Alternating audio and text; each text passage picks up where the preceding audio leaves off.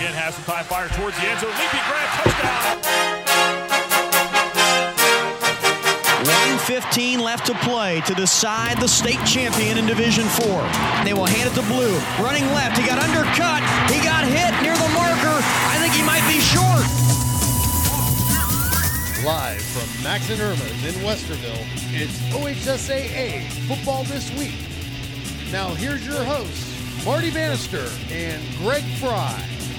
And welcome to another Wednesday evening of high school football conversation. We're with you right up until 9 o'clock tonight at the Max and Irma's in Westerville at the corner of Maxtown and Old State Road, 3C Highway, however you wish to pronounce that road. But that's where we're at each and every Wednesday night from 7 to 9. Former Ohio State quarterback Greg Frey, I'm Marty Bannister. We're glad you're with us tonight talking high school football again right up until 9 o'clock tonight. We surpassed week number 5. We're into week number 6. Greg, hard to believe. Quarterback playing a bit under the weather tonight, but is hanging in. Week 6, and we have a big show coming up tonight. Dublin Kaufman head coach Mark Crabtree among our scheduled guests. Reynoldsburg head coach Buddy White, his football team off to a great start. One of the few times they've been out of the gate at 5-0. That's where they're at right now. And as well scheduled to be with us tonight, Walnut Ridge head coach Byron Maddox. Aaron Cassidy from GBSN will step in as well, too, and talk a little high school football game he called last week was the Hartley loss down at Clinton Massey, and just a great high school football game. So lots to get into. But as I mentioned, Greg Frey, we've passed week 5. The computer rankings are starting to really take hold right now. Everybody's keeping a pretty good eye on what's going on in those computer rankings right now. Yeah, I mean, we're October. I mean, it's literally October. We're looking downhill at the last 5 weeks of the season, and all of a sudden, week 11 is not too far away. I mean, you excuse me, you start getting towards November, and you're talking about week 11 through week 15 when things really get fun, and those teams are jockeying now because they understand what it means and where they sit in the rankings, what their schedule looks like, and coaches and teams start to know, hey, this is what we got to do. This is what we have to do to get in that playoff picture. We've talked about this before in this program, and we've asked coaches this, and coaches will tell you, no, they don't pay any attention to what's going on with those computer rankings, but of course they do. We all know that, but they don't talk to their teams about it. It's simply you go out, you play your game, and that will take care of itself. And really, Greg, from your coaching days as well, too, that's the mindset you have to have in all this right now. Well, I think some coaches are pretty direct about it because they know their kids are looking at it, so they're not going to dance around that. But it does come back to taking care of your own business, and I think that's the mark of the teams that expect to be there. And I think, to me, you kind of get two types of teams. You get the teams that have been there and they expect to be there. They know that we should be there. And then you get the teams that are maybe in a rebuild or they haven't been there on a consistent basis, and they're probably good enough to make it. But it's changing that mindset down the stretch. Can we really get it done? Can we win those big games that we have to win to make it to the playoffs? And those teams they're fun to watch, but it becomes really a belief issue because year in and year out we see the same teams that make it and win in the playoffs because they expect to be there because they've had that much experience. And that's a big part of all of it when you get to this point of the season. Last week I was at Hilliard-Davidson for the showdown between Pickering and Central, and Hilliard-Davidson called that game on Spectrum Television. And what a high school football game that was last week. And I don't think anything that happened in that game surprised anybody. The way that it ended was wild. Hilliard-Davidson got the ball first in the overtime after giving up the game-tying score on a 4th down play late in the game. Demetrius Crenshaw just threw a bullet into the end zone to Jaquan Crawford, and just a spectacular way for Pickering and Central to tie the game on a 4th down play, no less, too, with with the game hanging in the balance. Crawford stepped up and made just a huge play in that one last week. So they rallied, winning in overtime. Hilliard-Davidson got the ball first in overtime and fumbled on the very first play in OT, and then Pickering and Central got the ball, ran 3 plays, and Drew Bookman, who had not attempted a field goal all season, casually stepped out and just spanked it from 32 yards out. It was impressive. That's that, and it doesn't surprise me. That's a classic game between those two schools. They have played many times, many times in the playoffs, and that's usually a slugfest, a physical slugfest, and it was no different. You were there. I didn't see the game, but I was following. No, it was a slugfest. I was following very closely. Absolutely. And it sounds to me like Davidson really did a nice job at the line of scrimmage. Probably outmatched, let's say, speed-wise and skill-wise. And size-wise. Yeah, but a typical Davidson team, they stay low to the ground. They got a great defensive line, and they're so fundamentally sound. They kept themselves in the game and really had a great chance to win the game with the exception of a a tremendous play by Crenshaw. And Brian White, the head coach of Hilliard-Davidson, that game could not have followed the script any better for him. They had a 14-play scoring drive. They had a 16-play scoring drive, and they had numerous chances where they just kept and it's what he knew that going in. They had to keep the Central offense off the field in that game because of their explosiveness, and that's what they did, and that allowed them to be in the game. Right, and that's the nature of how they play. They control the tempo. They typically control the line of scrimmage. If they're controlling if they're dictating tempo and you're playing them, that's a tough night because they suffocate you because you run out of time and they shrink the game, and they've got that down to a science. And as good as Pick Central is, and they're really good, who knows with Davidson now? That's I'll tell you what, when they're playing like they are now, I don't want to play them. No, they're a handful. They're a handful. That offense starts to run the way that it does, and again, it keeps teams with high-powered offenses off the field and evens the game out, and that's what it did last Friday night. But again, you got to give Pick Central credit. Defending state champions, they know how to win games like that, and they found a way to win it. Well, you got a great quarterback like Crenshaw. Absolutely, he's only a junior, and there's the kid that went through an incredible run last year and gained more confidence. And you got to remember, he's a junior on paper, right? But it's kind of like he's a redshirt junior because he played an extra 5 games last year. Exactly, I mean, 5. That's a great point. And they won off 5. Great point. So when teams go through the playoffs like that and they get deep, the experience that they gain is really incredible, and the confidence that they gain. So in a situation like that, 4th down, you got to make a play. He's Absolutely. like, okay, been there, done that. He made the play. No question. I want to give you an update on one of the area's top players, Zach Harrison from Olentangy Orange. Played his 2nd game last week. I talked to the head coach, Zeb Schroeder, yesterday, and he gave me an update on Zach Harrison. And this is a guy who's got it narrowed down. He's a 6'6", 245-poundish defensive end. They also utilize him on offense. He caught 4 passes last week for over 100 yards. He'd missed the first 3 games of the season, nursing an injury. Back the last 2 games and is becoming an impact player as we knew he would be. He's got it narrowed down to Penn State, Ohio State, and Michigan. Those are his final 3. The young man will be back on the field tomorrow night, or on Friday night rather. They play at Westerville North, a game I'll get a chance to call on Spectrum TV. Looking forward to seeing that team in play. But he's back, and Zeb Schroeder said he's 100%. They're going to use him the way they'd hoped to use him once the season started. That's a big weapon for that Pioneer football team, which is 3-2 right now, and they're in a region and a division in the OCC where they're hitting a stretch now. They can win that thing. Well, he's a special talent. Absolutely. And you want to have. I saw him 6 years ago when he was a freshman. Kidding. Yeah, 6 years ago. When he was already 6'6" and probably 220. He was a pup, but they played Dublin Jerome was 2 years ago, I believe. And he just, he wasn't consistent at the time, but you could see the ability was there. Absolutely. It was pretty incredible. And I wonder how important that Ohio State-Penn State game becomes on Saturday night. Yeah. Well, for him and maybe a few others. Well, it was interesting because I asked Coach Schroeder about that. Does he go to the games? How does he handle that? And he says that Zach does not go to the games. He could go to any game he wanted to go to. It was 3. Yeah. He prefers to stay with his teammates and watch the games with his teammates. They go hang out in one of the wide receivers' homes in their basement on the big screen and watch the games that way. He's still very much a part of the football team and doesn't let all the celebrity that you would think maybe go to a guy like that go to his head, and it doesn't. And he handles it all very, very well. Well, and probably a good decision. That's challenging during the season when you go on Saturday visits, especially physically and mentally. It's exhausting, because you're coming off a game and the Saturdays those guys are beat. They're tired. So that could play into it too. But you know what? That's good. He's staying with his team, and 3-2. They got a chance to do something. And he's going to graduate early, by the way, too. Yeah. So he's going to roll into whatever decision he makes. He'll be rolling into it in January. So the gray shirt is what they call that. So he'll be eligible to go. You know what? If you can do that, there's positives and negatives. Right. You miss out maybe a little bit in your high school year, your senior year. Right. But if you can graduate early and go get the additional experience, that you got a leg up. You really do. Absolutely. This is OHSAA football this week. He's Greg Frey, the quarterback. I'm Marty Bannister. Glad you're with us. Watching us on EBSN Online, Twitter, YouTube as well, too, Instagram, and all the other social media outlets and networks and all those things. We're glad to have you with us. We want to hear from you. Tell us about your favorite high school football team. What game did you see last week? What impressed you about week number 5 of the high school football season? We'd love to hear from you here on EBSN. We're here every Wednesday night from 7 o'clock to 9 o'clock talking high school football with you. Again, coming up on the program tonight, our scheduled guest, Dublin Kaufman head football coach Mark Crabtree. Speaking of pretty good football teams, he's got one right now. They had a big win last week. Absolutely. They had a big win. They went down to Pickerington North and won 31-28. They're 5-0. They got a tough task on Friday night. They traveled up Route 33 to Marysville to take on a Monarchs team that's starting to play some pretty good football right now, and they're 3-2. And that will be on Friday night. Also scheduled to join us tonight, the head coach at Reynoldsburg. The Raiders are off to a 5-0 start, ranked in the top 10 in the state, leading their region in the computer rankings. Buddy White's Reynoldsburg Raiders, they're 5-0, and Coach White will join us. And as well, too, scheduled to be with us tonight, Byron Maddox, the head coach of Walnut Ridge. A little down the list as far as the playoff points are concerned. They're 14th in their region, but they are 4-1, so there's still time.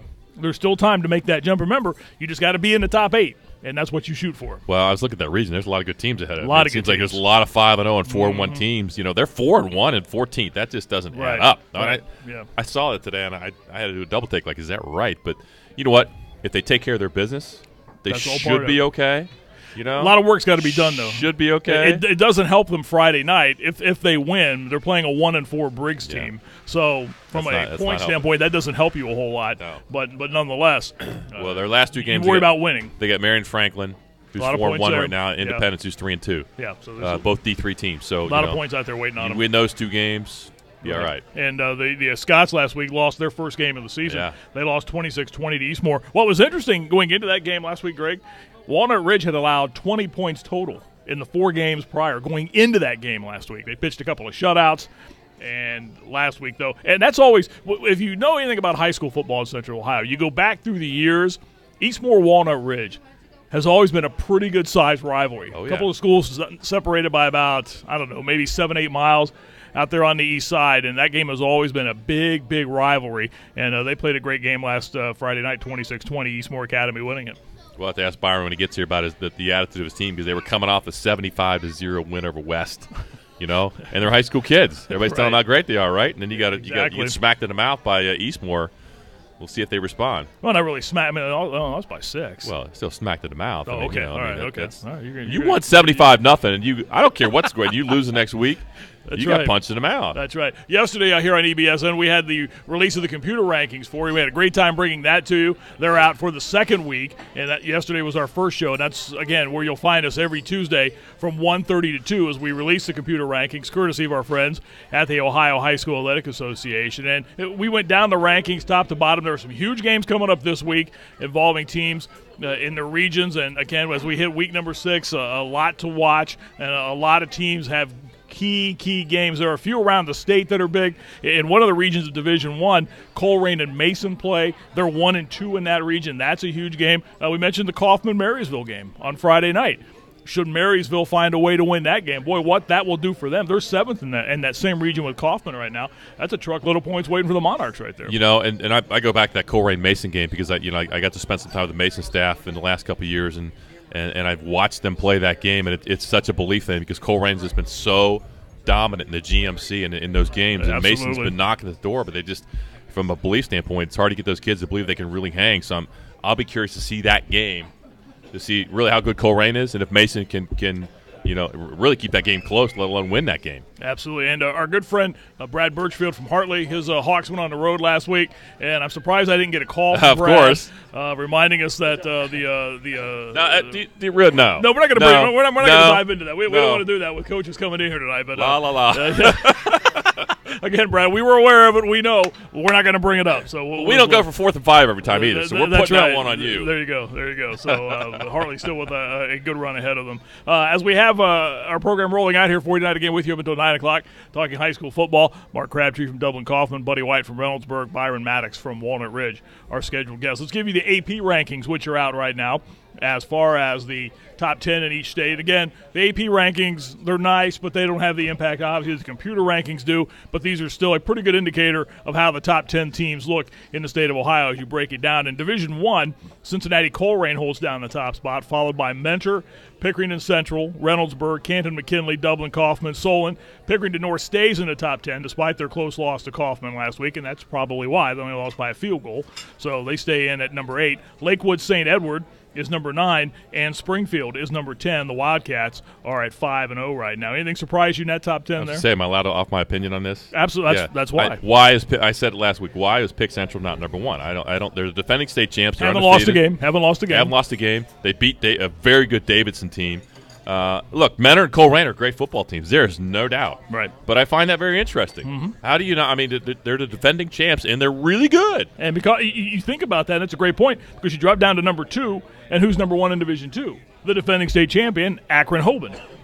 Yeah, so it's just why the change? That's a good point. I don't understand sometimes. And Pick North, I mean, they lost. I mean, I'd say there's some teams that are between 11 and 15 that I'd put above Pick North right now. Lakewood St. Ed's in the top 10 in the state of Ohio with a 2-2 mark. Yeah, and Ignatius is Ignatius 13. Ignatius 13, yeah. And they're 2-2. Elders, I think he's 2-3 or 3-2. They're 14th. Yeah.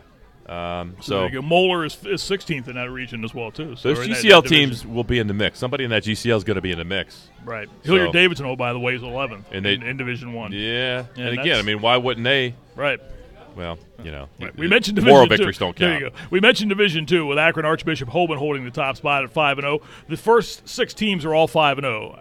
Archbishop Hoban, Toledo Central Catholic, Massillon, Washington, White House, Anthony Wayne, Avon Lake, and Wadsworth. Cincinnati LaSalle is 4-1. Maple Heights is 5-0. Avon is 4-1. Kings Mill Kings is number 10. Anything that stands out there for you in Division 2? Those top 4 teams are really good. Especially top teams. 2. I mean, those top 2 might be 2 of the best teams in the state. Absolutely. Between Hoban and – I mean, I'm talking all divisions, by the way, and I'm hearing this from coaches. Right. This is just my opinion. Last year's runner-up in Division 2, Dresden Tri-Valley, checks in at number 11. Yeah. Division 3, the top 10, Canfield, Dayton, Chaminade, Julian, Sandusky, Bellbrook, Thornville, Sheridan, Bay Village, Bay, Chardon, Notre Dame, Cathedral Latin, Chagrin Falls, Kinston, Trotwood, Madison, last year's champion in that division, and then Kettering, Archbishop, Alter there.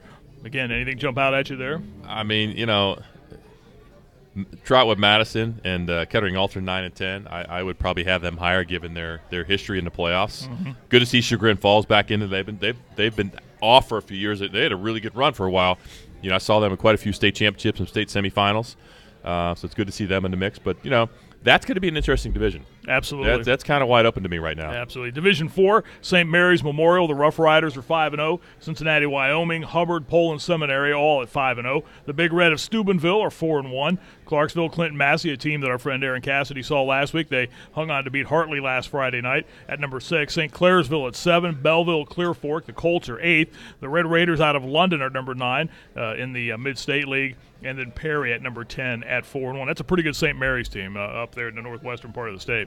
Yeah, and again, I look at that, you know, and I wonder how much is strength of schedule compared to being 5-0. You know, because you look at Steubenville and Clinton Massey both 4-1. Those 2 good football teams. Absolutely. All right, now to Division 5. Genoa area is number 1, and again the top 4 are all 5-0. Genoa area, Middletown, Madison, Marion, Pleasant, Leavittsburg, LeBray. The Wheelersburg Pirates, last year state champions in that division, are number 5. Liberty Center 6. Johnstown Monroe, which a couple of weeks back was number 1 before losing to Granville. They stay in at number 7. Unbeaten Amanda Clear Creek is 5-0. Bel Air is 5-0, and Gates Mills Gilmore Academy checks in at number 10 there. That Wheelersburg team, I saw them against Hartley. That's a pretty darn good high school football team. They got roughed up that night at Hartley, but that's a pretty good team. I would have to think they're going to be in the mix again. That's because they've been in the mix more than just last year. I mean, Absolutely. They won it all last year, but we saw them knocking on the door.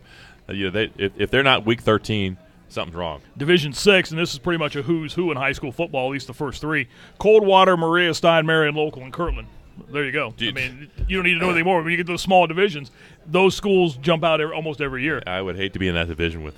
I mean, we could mention the rest of those teams, and there's some very good football teams there. But if you're going to beat those 3, and good luck. We will mention you very much. Good luck. Mechanicsburg is number 4. Lima Central Catholic number 5. Grandview Heights is number 6. They've got a huge game Friday night with Whitehall in the Mid-State League. Salineville Southern, Mogador, Rootstown, and McDonald round out. I mean, think about how many state championships between Coldwater, Marion Local, and Kirtland. Oh my gosh! Even in the last 20 years, staggering. Just I've covered all 3 of those multiple times. Great games, state finals, great teams, great programs. And when they get there, they win. And Division 7, Macomb is number 1. Sycamore Mohawk is number 2. Canal Winchester's Harvest Prep is number 3. Followed by Minster, Leipzig, Fort Loramie, Tiffin Calvert, Edgerton, Cuyahoga Heights, and Pandora Gilboa. So that's Division 7 right there. So that's how that all shakes out. Harvest Prep, keep going. That's Undefeated. right. Way to go. Unbeaten, yeah. Harvest Prep. Not a real popular team, though, I would gather. I think they probably fall into that private school category. I think sometimes people think that, I don't know. Who knows? I don't know. I'm just telling you things that you hear on the rumor circle. But they've got a good program. They do a great job. They have a great program, well coached. I'm not going to argue. The running back last year, Bangura. By the way, lit it up. Absolutely, had a great year. Yes. So there you go. All right, so we're just getting started tonight. Again, still to come on the program tonight, Mark Crabtree from Dublin Kaufman, Buddy White from Reynoldsburg, Byron Maddox from Walnut Ridge among our scheduled guests. We're talking high school football with you right up until 9 o'clock tonight. We're at the Max and Irma's in Westerville. Busy night here. Folks come out enjoying their dinners. Great menu as always here at Max and Irma's. Greg working on the hot tea tonight. Taking care of the take care of the cords. I tried the bacon cheeseburger. It was tremendous as always, and a big side of fries as well too. I know that surprised. I did have my TMC last night. I took my kids last night and I had the TMC. Oh really? I did. How was it? It was awesome. It was awesome. There you go. TMC with field greens. It's just you can't beat it. Absolutely. There you go. All right, more to come. When we return, we're going to talk a little football. We're going to continue our conversation. The Reynoldsburg Raiders are in the house, and we'll talk about their season. We'll do all that as we continue. This is OHSAA football this week. We're live at Max and Irma's in Westerville. Stay tuned. More coming up here on EBSN.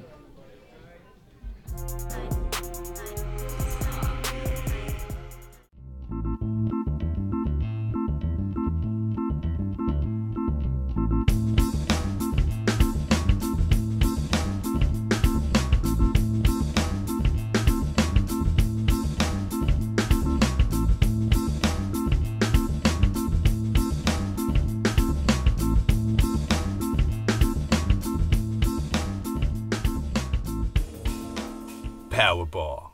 Don't get caught without one. The Rivalry, a historic showdown between two great teams and two passionate fan bases. This season, join Germain Honda of Dublin and Germain Honda of Ann Arbor as we relive the greatest moments in the history of the game, with special offers for listeners.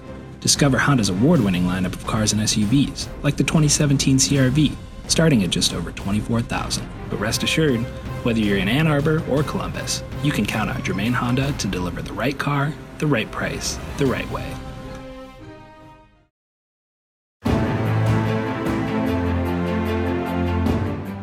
It really is the difference between winning and losing, being able to get your hands inside, defeat blockers, and it works at all positions and all skill levels.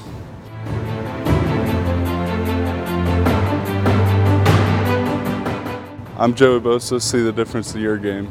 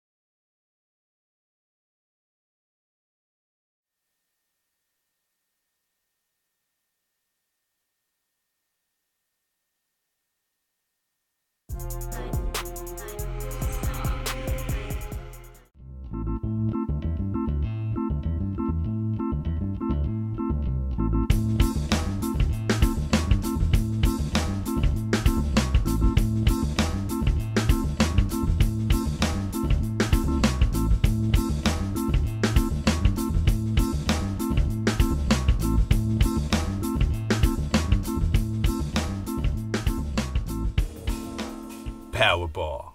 Don't get caught without one.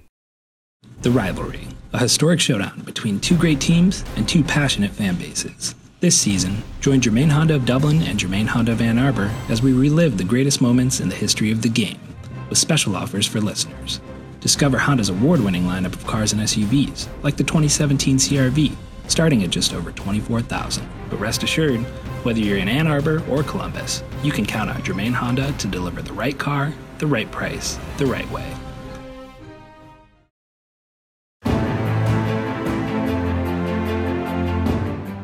it really is the difference between winning and losing, being able to get your hands inside, defeat blockers, and it works at all positions and all skill levels.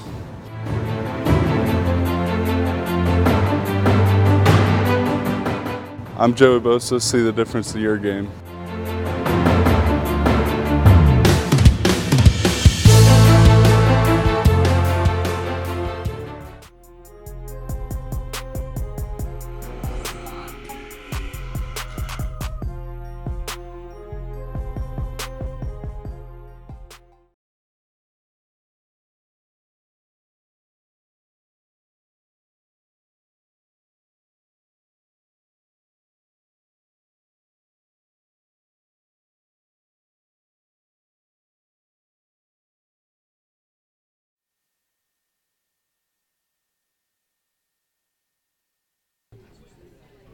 Is that Cambry?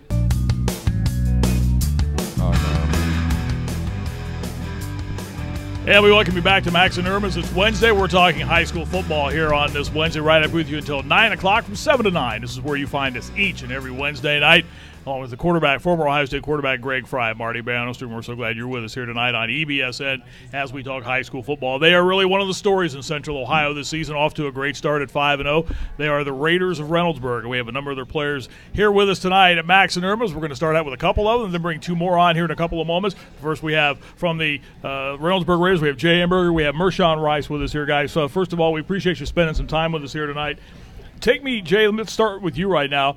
You're at 5-0. I'm sure everybody in the program assumed that's where you would be right now. How well is your team playing right now? We're playing great. We're just working great as a team. Our captains are being great leaders. We expect the best out of everybody on the team during practice every single day. Just the preparation we put in every day for our games that week is just leading to our start so far. Mershawn, how about you? How well is this team playing right now? Well, basically what Jay said. So, yeah, we're doing a great job in preparation and bringing the energy to every practice and just preparing and getting that dub.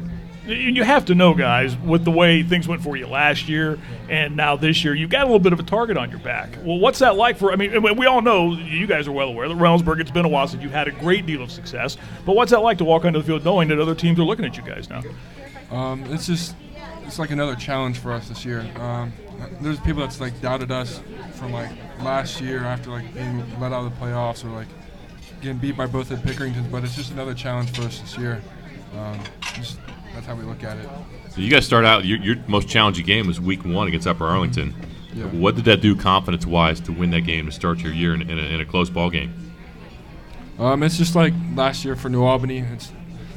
We should have not lost that game last year. It's just we're like a different team from last year compared to last year's team. Mershawn, what about you? Take us through that. How different was that to win that opener like you did and where you won it at, a pretty good Upper Arlington football team? Yeah, I feel like it was good for our momentum because after that we just started rolling and rolling. We just keep rolling. So it was a great game to win.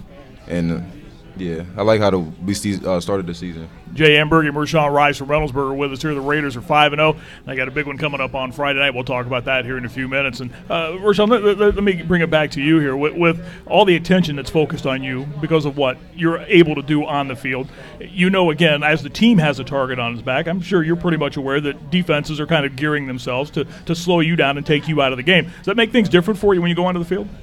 Really, it's just – It's cool with me because we have so many weapons on this team. You know, if they're going to try to stop me, they ain't going to stop like 10 different players we have that can score on our offense. So it's cool with me. And talk about, you guys are putting up a lot of points, obviously, and you're playing good on both sides of the ball. Let's talk offense. So you got a new quarterback this year, Michael Watley. Talk about Mike and what he's done and what he brings to the table. He's good. We still have a level that we haven't hit yet, but we just keep working with him every week, getting his confidence up and just helping him whatever he needs. Jay, talk to me defensively. How well is that side of the ball playing right now? We're playing great. There's still things we need to improve on, but it's a great start for the season. All like aspects of the defense, offense or defensive line, linebackers, the secondary. It's just a great start so far. You guys seem like a pretty loose group right now. You know what's ahead of you and where you're at right now. Let's go inside the team a little bit. Who's the funniest guy on the team? Probably Guy Callen's right. Is that right? Are you? Funny. Oh, okay. All right. Mershawn, what about you? Is there one guy that kind of keeps everybody loose? Oh, no, there's there's a ton of guys. I can't really think. Let's see this. Savion guy. But Brett's pretty funny. Kyrie is funny. Yeah, it's a ton of guys. I don't know. But you have to have that, though, don't you? Yeah. I mean, you have to be able to come out there and be loose and enjoy yourselves when you go out on practice. I mean, it can get monotonous, can't it? Yeah. Now, I'm going to go back to that defensive comment. You know, there's room for improvement. You guys have given up 13 points, and you got 2 shutouts in the last 4 weeks. People aren't moving the ball against you. Why are you guys so good on defense? That's just the main focus on our team. We want to. Coach White always preaches that if we want to win a regional championship, we have to have a championship defense. So that's one way we focus on in practice. Is get that championship defense Coach White always talks about. And I've talked to Coach White a number of times, and he stresses to me the academic side of it first and the, I guess, for lack of a better term, maybe the citizenship side of it first before your football players. Mershawn, take me through that. When he took the job, and it's been a few years ago, but that's the first thing he worked at and tried to turn around. Did you notice that right away as well? Definitely. When we moved up, we heard grades about 3 times a day. So grade is definitely something we work on. Keeping the team GPA up, the highest it's ever been in history. That's things he preaches all the time. Is it hard to be a student athlete? Yeah. It's exhausting, but once you get the hang of it, you should be fine. Yeah. Jay, take us through that. When you're done with practice, obviously you get to do things like this, for example, come down and talk on a show like this. But there are other nights where after practice is over, just take us through that. After you guys get done, I know there's film, there's team meals, and all those things. Usually during the week when we have just normal practices, you have your normal school day, and then you come to practice. Mondays and Wednesdays we work out, and then we go out for practice. Sometimes we watch film before practice. We practice for about 2 hours a day, and sometimes we watch film after practice, and we go home at 7, 8 o'clock at night. And you got to go home and do your homework, and then maybe watch some film if you get the chance. Now I want to ask, a lot of teams have a Thursday night routine. Is there something you guys do on Thursday night special as a team? Usually we just have the team walkthrough, and then that's pretty much it. We usually do the team meal before games on Fridays. Just keep it loose on Thursdays. Okay. We have Jay Amberg and Mershawn Rice with us from Reynoldsburg. We have a couple other players we're going to have come up with us here in a moment. Head coach Buddy White's here with us as well, too, as we talk about the Reynoldsburg Raiders out of the gate at 5-0 right now. You know what's ahead of you right now, but your focus is one game at a time, and that's the way you have to take it. But as a player, Mershawn, do you watch what the other teams in your division are doing? Do you watch what, for example, the 2 Pickeringtons are doing? Do you keep that in the back of your mind? We always do, but what we want to do is make sure we're not looking ahead, take care of what we got to take care of this week. And so when we get there, we're going to be prepared and be ready. Take me through the recruiting process. Where do things stand for you right now? I'm with Purdue. I'm committed to Purdue right now. I don't see any other school I want to go to. I looked at all the options, and I made sure that was the choice I wanted to make. Now, in an era like this where you're in Central Ohio, you're in Columbus, you know what goes on down 315, do you hear about that from Ohio State fans in the school, or do people just, hey, congratulations on your decision, we wish you the best? A few Ohio State fans on Twitter did, but I didn't really pay much attention to it. No, it's whatever. And with the style of offense they're running at Purdue now, that had to be an attraction to you. That definitely was. It was one of the top reasons why I picked Purdue. Jay, talk to me about you. What's ahead for you? I'm committed to Ohio University right now. Good call. Mainly just focus on them. Yeah. There's schools still trying to talk to me, but I'm committed to OU. That's interesting you say that. The schools are still trying to talk to you. Mershawn, I'd imagine that probably happens to you as well, too. What's your response when you get an email or a text or a phone call? For me, it's just thank you for the opportunity. If you've offered me, I'm great for that. But I decided to pursue a different school and just put myself in a better situation to succeed in later in life. Mershawn, what's that like for you? Yeah, we just have regular conversations, but deep down, I think we both know that I'm not changing my mind. It's all about until they sign. It's like they're going to keep talking, try to get you to change your mind. I got to ask the question. I'm looking at last year. You got picked north this week. Last year they put it on you. Is that talked about this week as you prepare for that game Friday night? Definitely. Our coach has been preaching stay mentally and physically strong. Just remember last year. We're a different team from last year's team, so Friday night we're going to prove that. Mershawn, how big are games like that, those rivalry games? There's a different feel, I would imagine, on the practice field this week and in the school, in the halls, and when you walk onto the field on Friday. Yeah, it definitely is. I love rivalry week, to be honest, It's just a lot of teams. I know a lot of people are doubting us, and I just want to prove them wrong. Talk to me about your head coach, guys. We're going to put you on the spot here a little bit. He's sitting in the room with us right now. but what has he done for you since you've been in this Reynoldsburg program? Jay, start with you. He's just pushed me to be like a better player and a person. He just taught me like how to be a better like football player. Definitely in the classroom, just keeping me straight and going where I need to be. Marshawn? Successful. Yeah, definitely academics. Being that a good role model for your surrounding teammates and having your teammates back, and just being a better person and get better as a player and as a team. All right, guys, we appreciate you stopping by. We've got a couple more of your teammates who are going to come up here and join us in a moment. We thank you for coming. Jay Amberg and Mershawn Rice with us here tonight. When we come back, we'll continue our Reynoldsburg discussion. Head coach Buddy White will join us in a few minutes as well, too. This is OHSAA Football This Week. We're live at Max and Emerson, Westerville. More coming up here on EBSN.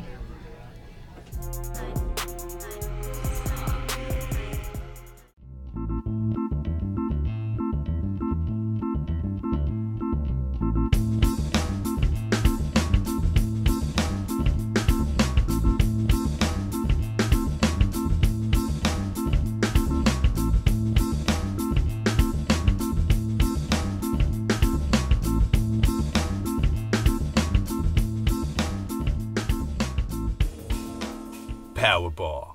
Don't get caught without one. The Rivalry, a historic showdown between two great teams and two passionate fan bases. This season, join Germain Honda of Dublin and Germain Honda of Ann Arbor as we relive the greatest moments in the history of the game, with special offers for listeners. Discover Honda's award-winning lineup of cars and SUVs, like the 2017 CR-V, starting at just over $24,000. But rest assured, whether you're in Ann Arbor or Columbus, you can count on Germain Honda to deliver the right car, the right price, the right way.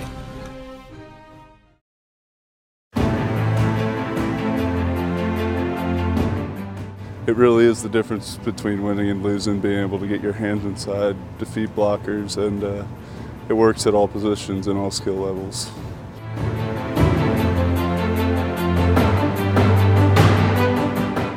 I'm Joey Bosa. See the difference in your game.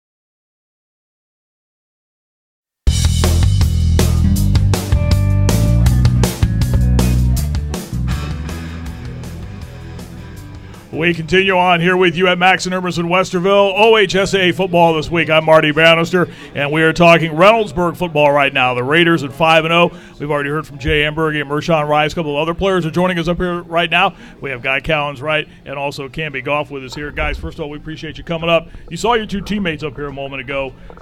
Talk to me from the leadership standpoint. You guys obviously strong leaders in the football team. You know those guys are, but what's it like to be a leader on a team like you have at Reynoldsburg? To be a leader on our team, we need to have, like, on and off the field, a great time, and we have to show up even when people aren't watching us. We have to know, like, what's morally right. Yeah, and that's a great point because you know other people are watching you in the hallways when you walk down the hall. Mm-hmm. It's more we have to lead by example. You don't always have to be vocal, but I feel like we are leaders. We lead by example, so I feel like, yeah. It's different for an athlete, though, isn't it, than it is for a member of the band or a member of the, I don't know, the science club or whatever. You guys are held to kind of a different level, aren't you, from what people expect out of you? Yes. Mm-hmm. Talk about that. What's that like? Yes, and also because, like, the teachers have a direct line to Coach White, so, you know, even when, like, we're doing good, they send them, like, things about us, like we're really great in their class and all that stuff, so, you know, just having a praise every once in a while just helps us. Feels good. Camby, what about that? The mindset that, you know, whatever you do in the hallways, whatever you do in the classroom, somebody's going to know about it. It's going to get back to your coaches. You have to, not that you have to handle yourself any differently, but you know you have to be at a different level than everybody else. Yeah, it's definitely some high standards, but I feel like our players in general and us as captains, I feel like we hold ourselves to that standard in general. I asked Jay and Mershawn a while ago about the past at Reynoldsburg and how you guys have started to kind of lay a pretty solid foundation right now. Tell me about that, Camby. When you the type of program you have now, and you guys now are expected to win instead of hoping that you win. That's a different feel, isn't it? Yeah, it's a different feel because usually we're underdogs. I mean, now we're not. I mean, we're sort of underdogs, but I feel like as players, we know that we're capable of doing something special. So I feel like it's just living up to what we're supposed to do. Same thing, it feels great having teams know, like when they walk onto the field, that we're not no pushovers. That's going to be a great game. They have the game plan for us and our style of play. Now, they said that was it you that's one of the funnier guys on the team? Yeah. Well, what is it about that? I mean, you got a great smile and everything, but what is that mentality? To try to keep everybody else loose? Yes, I'm always trying to keep everybody loose and ready, pumped up, ready to go. I'm not trying to get, like, tension too high, so our practice is never flat. Always high energy, high intensity, so we're always moving around and feeling good. Talk to me about, we heard from Jay a moment ago about the defense. Where is it? How well is your defense playing right now? We're playing phenomenal right now. I feel like we have room to improve, though, but I feel like we're playing really good. Well, from that side of things, and I'm sure you've seen this and you've heard this, but that side of the ball can dictate a game. There's no question about it. Do you guys have that mentality that when you come out, you kind of establish the way the game's going to be played? I think we absolutely have that mentality. I feel like we just play with really good physicality in general. I feel like that wears teams down. Guy, what about you from the offensive side of things? I mean, that's a similar thing, too. I mean, you guys can dominate a game, and as Mershawn mentioned, with the type of talent you have, well, if you focus on him, you're going to beat him. Yes, we have a very high-tempo offense, and we have so many playmakers. It's just great having us all out there. If they're keying in on one person, then someone else is bound to be open and ready to score. Now, I asked you guys before we came on how good you are, and it may sound like a silly question, but you both kind of had that look in your eyes, that quiet confidence. You both know this is a very good football team. Win or lose Friday night, there's still a lot of football to be played. But a game like that with, I mean, they're what? The school's maybe 5-6 miles away from your campus. You know what they're about. They know what you're about. Is it possible to put too much on a game like that? We go out there and put it all on the field every night, every Friday, so I don't think we could put too much out there. We're going to play with our hearts, high intensity and feel good on the field, and then we're going to come off and get ready for next week. Cammy, same question. Is it possible to put too much on a game like that Friday? No, I think we just got to stay humble, keep ourselves down, and then our results will show how good of a team we are. Is it one of those games where you have to let things early on just kind of roll off your shoulders? If there's an interception or there's a turnover or there's a fumble or something goes wrong early on, you have to have a short memory? Yes, sir. Yes, sir. I feel like we know this game is going to be a tight game, and I think we're preparing for that, but I feel like mistakes are going to happen, and we just got to bounce back from it. That's how you finish. Guy Callen's right. Campy Goff with us here as we're talking Reynoldsburg football. The Raiders with a huge game on Friday night, taking on Pickering to North. Back to you for a minute, and the way this program has kind of established itself right now. It has to be a good feeling, doesn't it, to know that, to walk, that people know they know who you guys are now. It's amazing. I like the fact that we have a target on our back now, because it shows that we're not the old Reynoldsburg. We're the new foundation, and Coach White did a great thing with the program. Yeah, you were nodding your head in agreement with what Guy said. Do you feel the same way? I feel exactly the same way. I feel like with more people noticing us, that just in general is just a great feeling that we're actually being noticed and people are actually starting to believe in us. Right. But I feel like we have to stay humble and let the results show for itself. You guys pay any attention to computer rankings at all? Do you look at those, the football computer rankings? Yeah, we do, but the coaches tell us not to worry about it as much because it's just not that important to us. We're ready to go. We're trying to win out the season, go to the playoffs, get a regional championship, and we have to focus on ourselves more than what the critics have to say. What about the state ranking, like the AP poll? You guys are in the top 10 in the AP poll. Does that mean anything to you guys at all? Do you think about that? I mean, we're not first place, so that's always something to push for. It's a goal where we want to go, so that's pretty much all it says for us. I mentioned the rivalry a moment ago and what this is like, and it's not only with North, but it's with Central as well, too. And I can remember being out there calling one of the games last year, just the intensity that comes around that. And I asked Mershawn and Jay a moment ago, I'm going to get your guys' thoughts on this. Do you pay attention to what they're doing and what the other schools in your division are doing? Or is it just, well, we'll worry about them on Friday night? We try to keep the other teams that we're not playing in the back of our mind, but we always have them ready to go. But we try to focus on the week at hand, so we don't try to push past any players and have any mess ups or sneak games. Right, you don't want to be thinking ahead, can be. I think we just try to take it day by day, like Guy said. Yeah. And Yeah, I feel like this is them. All right, you come on the field. Do you have headphones on? No. No? No. I'm headphones in the locker room, and then when we get on the field, it's game time. So I'm locked in. I'm ready to go. That's one of Coach White's rule is no headphones. Everybody stay locked in and focused. So when we do walkthroughs. Yep. Yeah, that's interesting. Because I know you guys have seen some of your opponents will walk out on the field and they've got their headphones on and things on those lines. When you're in the locker room, what do you listen to? I listen to a lot of Meek Mill in the locker room. What about you? I mean, for me, I don't really listen to music that much. I pretty much just stay to myself and think about the game plan. What are you laughing about now? Okay. When you say that you stay to yourself, that's interesting because locker rooms are different. Everyone's different. Every player's different. Some guys like to be boisterous. They like to make a lot of noise, but are you more focused on your task that night? Yeah, I'm more focused on my task and how I can get my teammates ready and stuff like that. All right, what about these two guys out here that sat and watched you talk a moment ago? And I'm going to give you a chance to talk about them. Tell me about these two guys. What stands out about Jay Amberg and Mershawn Rice? In the locker room pregame or just in general? Just in general. Jay, he's a big personality, man. And he's passionate about football. You can see it every time he touches the field. Mershawn, he's a workhorse. He will give you 110% at all times. That's a fact. Cammy? I've known Jay for a long time, and he's always been just that guy. You know, you don't really like him. I mean, you love him when he's on your team, but you would hate him if he's not on your team. And Marshawn. Now that's a pretty high compliment, actually. Mershawn. And Marshawn, I've always been with him. You know, free safety, we play safety together, and wide receiver. Yeah. And he always had my back. So is he the toughest guy you've had to guard? I think so. Just because he's athletic, he's so fast. It's all technique versus him. Yeah. Are you guys are both seniors? Yes, sir. What's ahead for you? For me, I'm committed to the Air Force, and other schools try to talk to me, but I'm 100% committed to Air Force. Yeah, guy. I'm still going through the recruiting process at the moment, just trying to find the right school, right fit. Yeah. So, what's that like? The recruiting process? Stressful, very stressful. Trying to get free college is hard. You know, you gotta make sure you got in the right school. It was a good fit for you. You don't want to just go to a school because they offer you. You want to just make sure it's like everything's planned out and ready for you in the future. Yeah, I'm going to ask you about your head coach, Buddy White. Tell me something about him that's helped you in your years at Reynoldsburg. Coach White, since I came here my freshman year, he's preached grades. So he kept a high moral standard for the football team and the captains especially. So he's helped me keep my grades up and all that stuff. He's always been on our back about that type of stuff. Camby? Coach White gave me a shot sophomore year to show what I can do, and I really appreciate that because I was kind of down and I didn't feel like I was varsity ready, but he was like he saw what I could do in me. So I think highly of Coach White and stuff.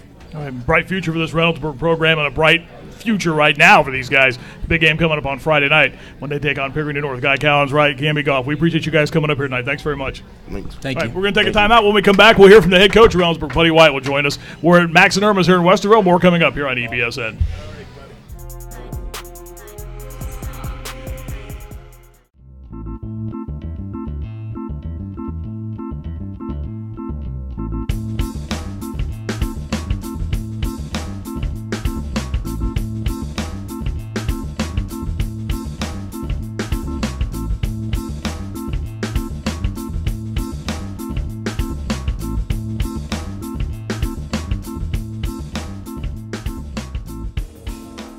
Powerball.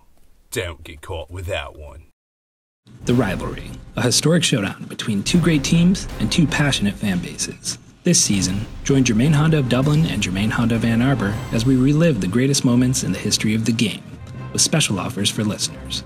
Discover Honda's award-winning lineup of cars and SUVs, like the 2017 CR-V, starting at just over $24,000. But rest assured, whether you're in Ann Arbor or Columbus, you can count on Germain Honda to deliver the right car, the right price, the right way.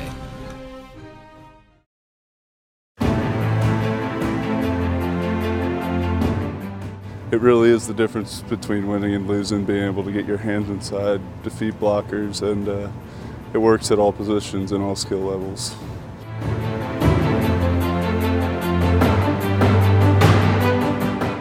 I'm Joey Bosa. See the difference to your game.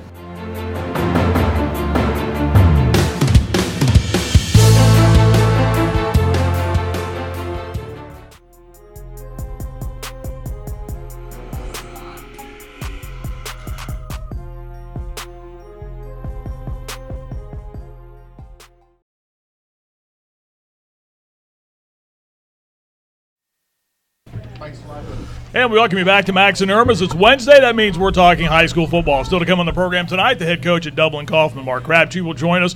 And as well, too, scheduled to be with us tonight, Byron Maddox from Walnut Ridge, Aaron Cassidy from GBSN will stop by as well, too, and talk a little high school football with us. But right now, we've been talking to Reynoldsburg's players. Their head coach, Buddy White, has joined us here at Max and Irma's. And, Buddy, first of all, we appreciate you taking some time to come up here tonight and talk to us about your football team and your program right now. You heard your players talking about your program and you and how much of an impact you've had with them.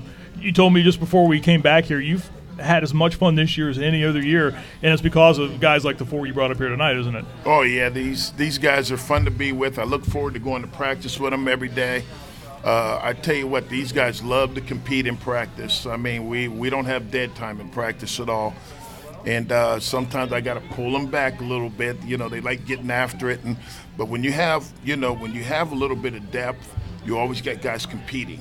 You know, they want to make that move to get onto the playing field. And so that's one of the reasons why it is so competitive. That's a good thing, though, isn't it? Oh, it's a great thing. I really love it. Just sometimes you got to scale them back a little bit. But that is a good thing. It helps out our special teams having that kind of depth that we have. And it has a lot to do with the way we play, because I tell the kids all the time that you play like you practice, you know, and if we're dragging around in practice, it always correlates to a game that don't go as well as we'd like to see it go.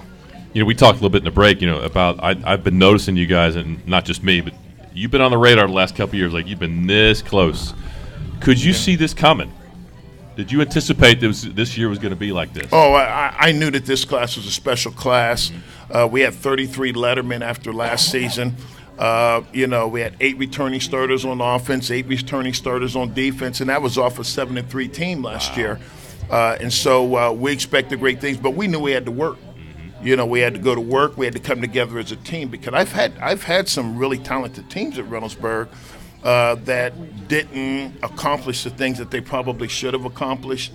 But the chemistry has never been better, and these guys are having fun doing what they do. And, you know, we're not putting all our eggs in one basket this week, because, you know, our goal is to win a regional championship, you know, and everything that we're doing, you know, focusing on the way that we play football, you know, the blocking and tackling, which, you know, the team that blocks and tackles the best usually wins the game. You know, but we had to eliminate turnovers, eliminating penalties, and we're getting better and better at those things. The head coach of Reynoldsburg, Buddy White's with us here tonight at Max and Irma's. Still to come, Mark Crabtree from Dublin Kaufman will join us. We'll talk about his very good football team. They have a big game coming up on Friday night as well, but right now our focus is Reynoldsburg with head coach Buddy White. I recall talking to you last year before one of the games I called, and the first thing you talked to me about was changing the culture of your program, and that is something in its own right, not only – the culture of winning and losing, but the culture of what your players talked about, getting to class in the GPA. Well, you know, we've had a lot of talent on our teams in the past, but, you know, they weren't really good students. When I first got to Reynoldsburg, I shared this story with Greg a minute ago. When I first got the job, we had a meeting. Had 126 kids showed up for the meeting, interested in playing football. I'm all excited. They're all shapes, sizes, and colors, and I said, man, we're going to have some fun. Well, I got the names, and then I went and did a grade check.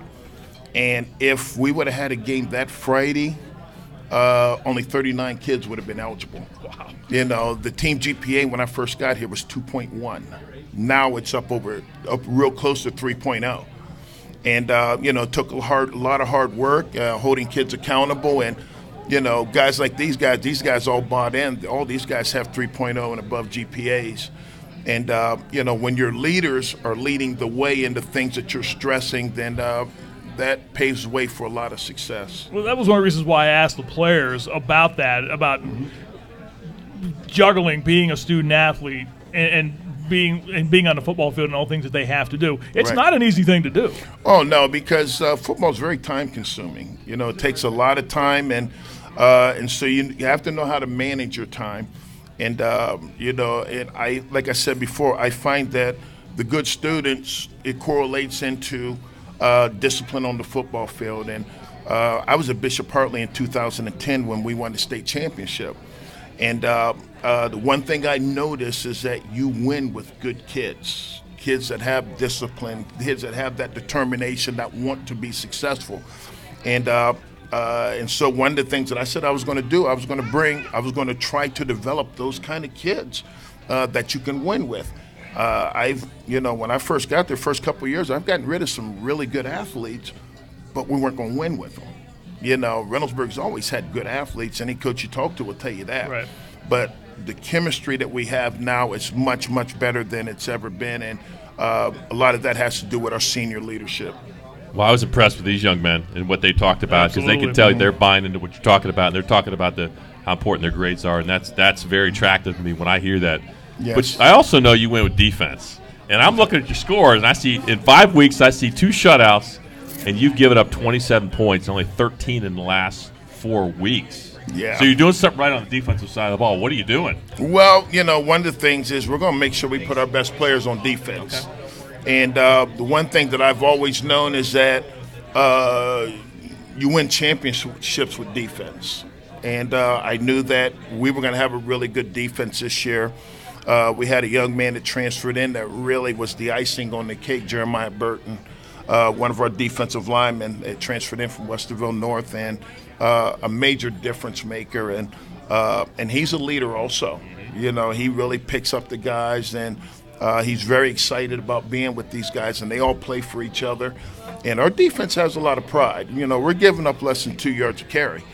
So teams aren't really running the ball on us now. I say that, and, so I'm not going to jinx myself here, but it is what it is. It is what it is. I said stats don't lie. That's a pretty good stat. Yeah. You want to keep it there. That's the bottom line.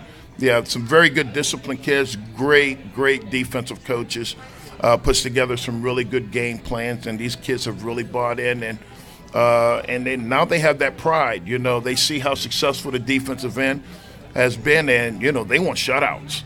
We had the one game where we the only score we gave up against Marion Franklin was that pick 6. Our defense was very upset about that, and that's a good thing. Yeah.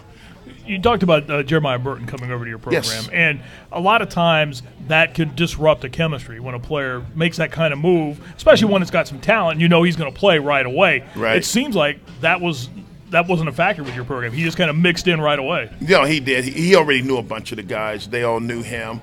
So when he came in, it was like, they put their arms around him.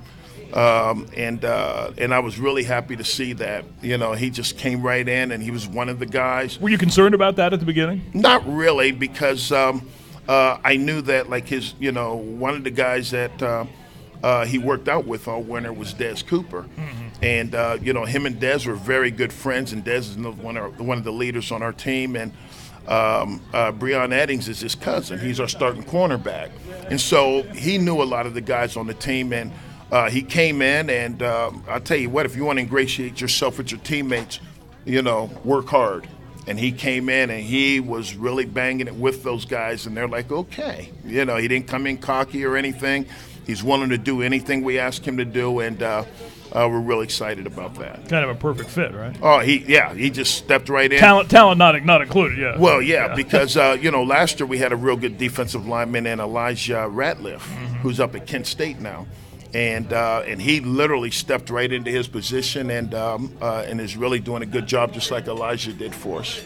Reynoldsburg at 5-0. They have a huge game with Pickerington North coming up on Friday night. The Raiders and Pickerington North. I asked your players about this, buddy. Do they look at the computer rankings? Do they look at the state polls? Do you look at any of that?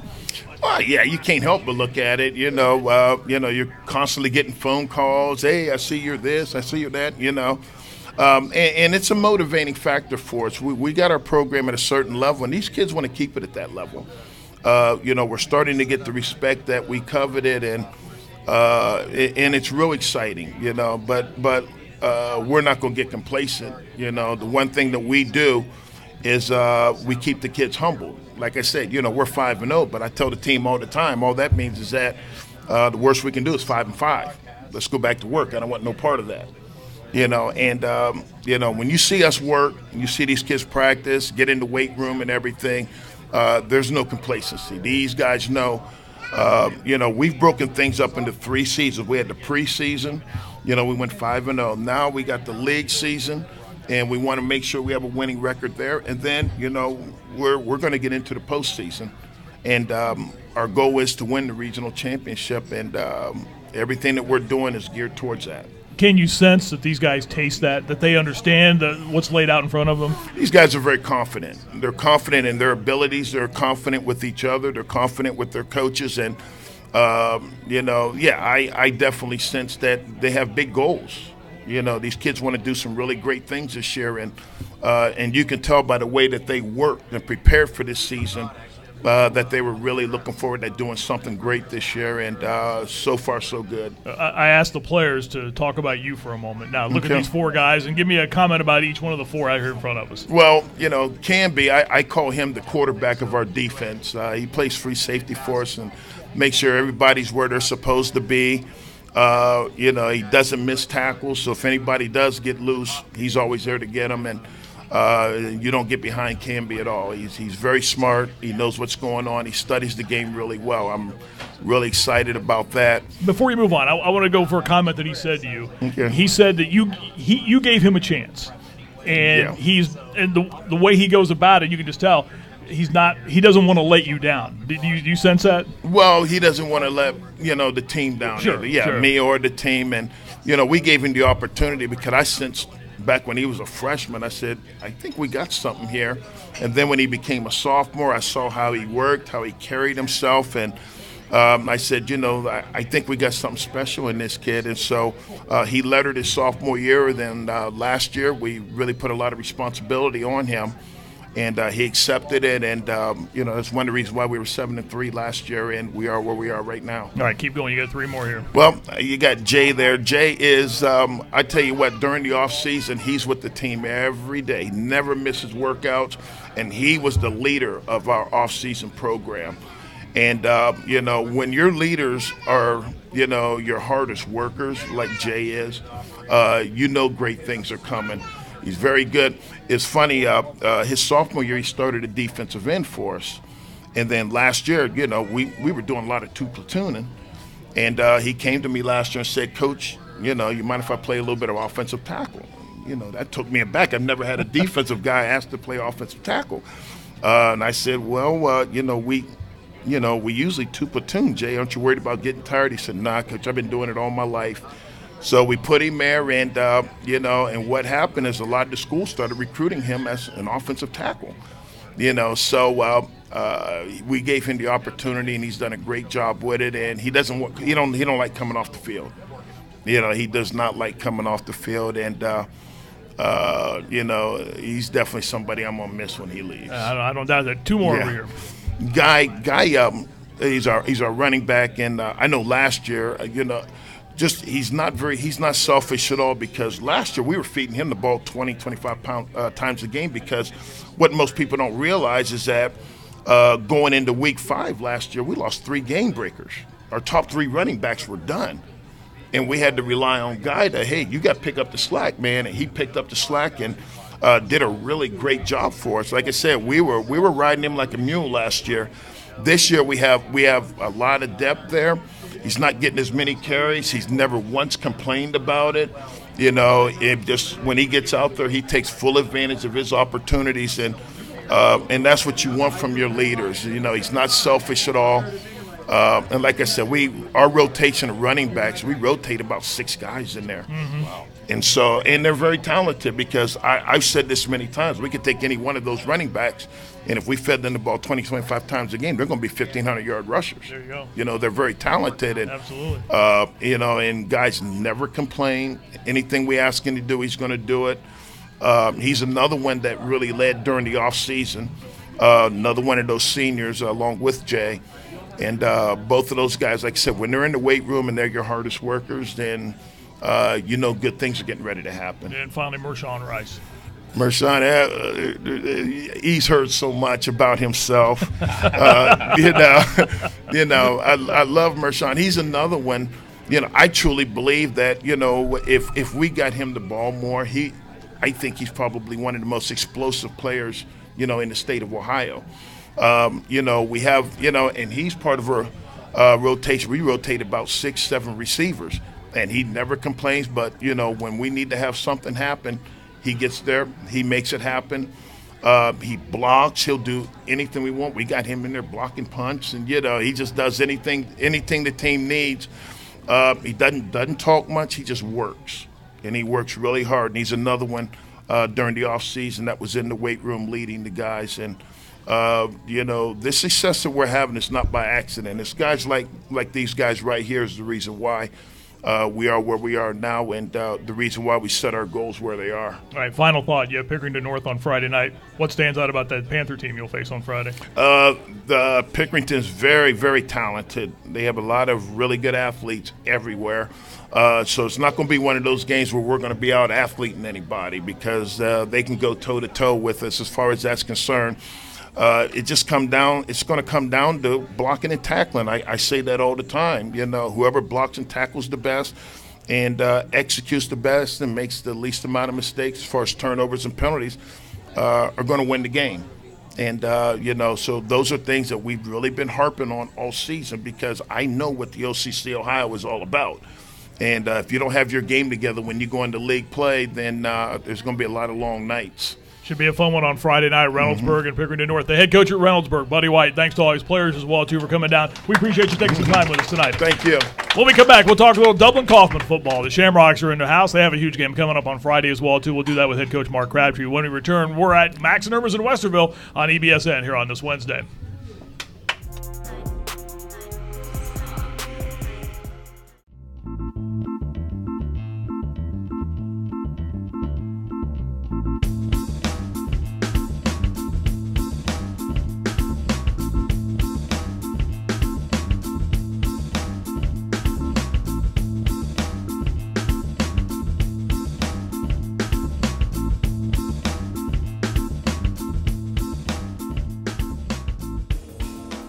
Powerball. Don't get caught without one. The Rivalry, a historic showdown between two great teams and two passionate fan bases. This season, join Germain Honda of Dublin and Germain Honda of Ann Arbor as we relive the greatest moments in the history of the game, with special offers for listeners. Discover Honda's award-winning lineup of cars and SUVs, like the 2017 CR-V, starting at just over $24,000. But rest assured, whether you're in Ann Arbor or Columbus, you can count on Germain Honda to deliver the right car, the right price, the right way.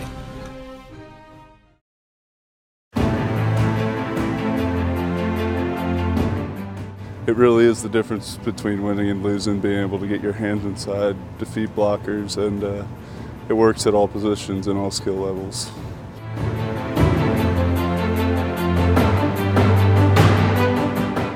I'm Joey Bosa. See the difference in your game.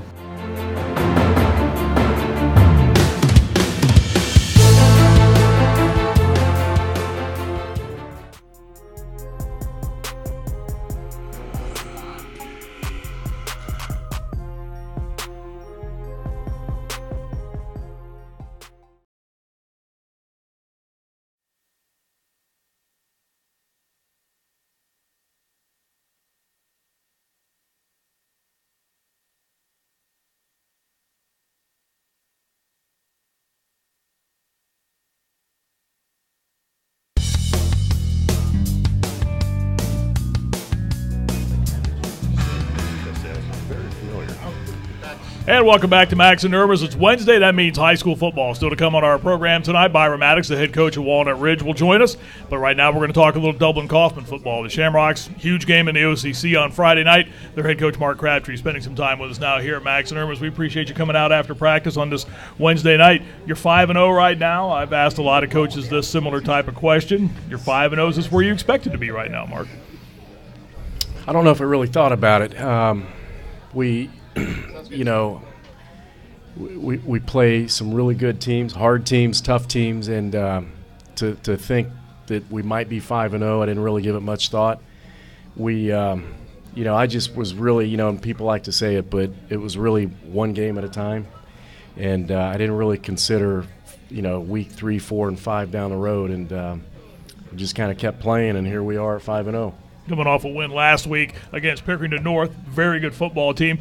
Take me back to that game. What'd you like about your squad in that game last week? Well, as Buddy alluded to, they are incredibly talented, Pickerington North. As Reynoldsburg is too, buddy. Don't sell yourself short there, by the way. But anyway, they dominated the first half. Their defense was a little bit bigger than I anticipated. I mean, I saw the film and studied the film, saw the roster size and all that. They're a little more. They've got a little more size to them than what I anticipated, and I think it caused us some issues and some things we were trying to do, and they really dominated the first half. Their offense did a nice job. Now, I will tell you this, that I thought our defense did a really good job. They kept us in the game. We were only down 14-7. We had a kickoff return for a touchdown. That's the only way we scored points. And I just kind of felt at halftime that, and if we told our players that, hey, I know you might not buy this, but we're right where we want to be, and just keep playing hard. One series at a time, one quarter at a time, and let's see what happens. And then next thing you know, we just kind of got into a groove offensively. We found some chinks in the armor, if you will, and just kind of kept going at it, running the football. And we got up 31-14 going into the fourth quarter, and their athleticism took over at that point, scored a few late touchdowns on us, and made the game a lot closer at the end. And probably should have been like that anyway, but their athletes and their quarterback made the game really what it was in the end. If you had to staple your team right now or define your team, you're doing good things in offense. You're giving up some points, but you're finding ways to win. What would you say is the character of your team right now? Well, I think one of the things we have not played our best game, that's for sure. I don't know when that's going to happen. I don't know if it's going to happen, but I think that we got really good kids. I mean, we got good players, but really probably better people. And we have given up points on defense. We've not played our best on offense. Special teams have been pretty consistent for us, but I think in the end our players understand what we want out of them, and they're able to perform when we need them to the most. And I think that that's allowed us to be successful in the end in terms of the wins and the losses, as far as the outcome goes. But again, our kids at Kaufman are good people. They work their tails off. That's really the secret to our success, because of their work ethic, their character, and we think that if you can have a chance in the end, you're going to win your share of games, and that's kind of where we're at right now. But you're right. There's some things that we've done well, but yet we've not played our best yet, not even close. It's interesting, Mark, because when you said that about character and good kids, every coach we've had on has said the same thing, and I'm not downplaying that, but that is an important aspect of all of this, isn't it? I mean, you can't have if you're struggling in that area, I would think it probably makes it hard to coach a team like that. Well, Buddy had mentioned that with the Reynoldsburg program when he got there, and mentioned some great athletes with maybe shaky academics and things like that. And I think once he got his hands on the program and really kind of embraced that, things began to change for them. And I think it's like that for us as well. And one of the things that in high school football now, I can't really speak for college or anything beyond that, but in high school football, generally speaking, the players that we've had that have done a really good job in the classroom have tremendous work ethic in the off season. They're dependable on game night. They come to practice every day. They're easy to coach. Not saying they don't have issues and things like that, because kids do, no matter who you're talking about. But my experience has been in the school that we're at Kaufman is that we've got tremendous families, tremendous players, and they really take a lot of pride in their off-field performance in the classroom and other things as well. And that makes it easier to coach. I would think so. I'm sure you heard the Reynoldsburg players talk about when I asked them what it's like to be a student athlete, to walk the halls. Have you seen it get tougher or easier in the years you've been coaching? I don't know. I don't think there's been any difference in terms of ease or difficulty, but it's been consistent. Mm-hmm. And the one thing I'll say about Kaufman High School and Dublin City schools in general is that the academics are really second to none. What we offer our student athletes, not just athletes, but students in general. I've got 3 kids that have gone through Dublin Kaufman High School too, and I've got a younger son in middle school. But what we offer our students is remarkable, and what these kids are able to get out of it and how they perform is really a testament to not only them but their parents as well. And and it really translates to success on the field. And for me, for us, that's one of the things that's been a consistent factor in our program in the 18 years that I've been there. Let's talk about, you got a lot of guys making plays this year. So talk about some of your key contributors this year that are making a difference on the field. Well, I always kind of like to start with defense. I know that, as you said, Greg, we gave up some points this year, but yet, my background. Yeah, leave to me to point that out, by the way. Well, that's okay. My background is started out as a defensive coach, and I always kind of like to build our program on the defensive side of the ball.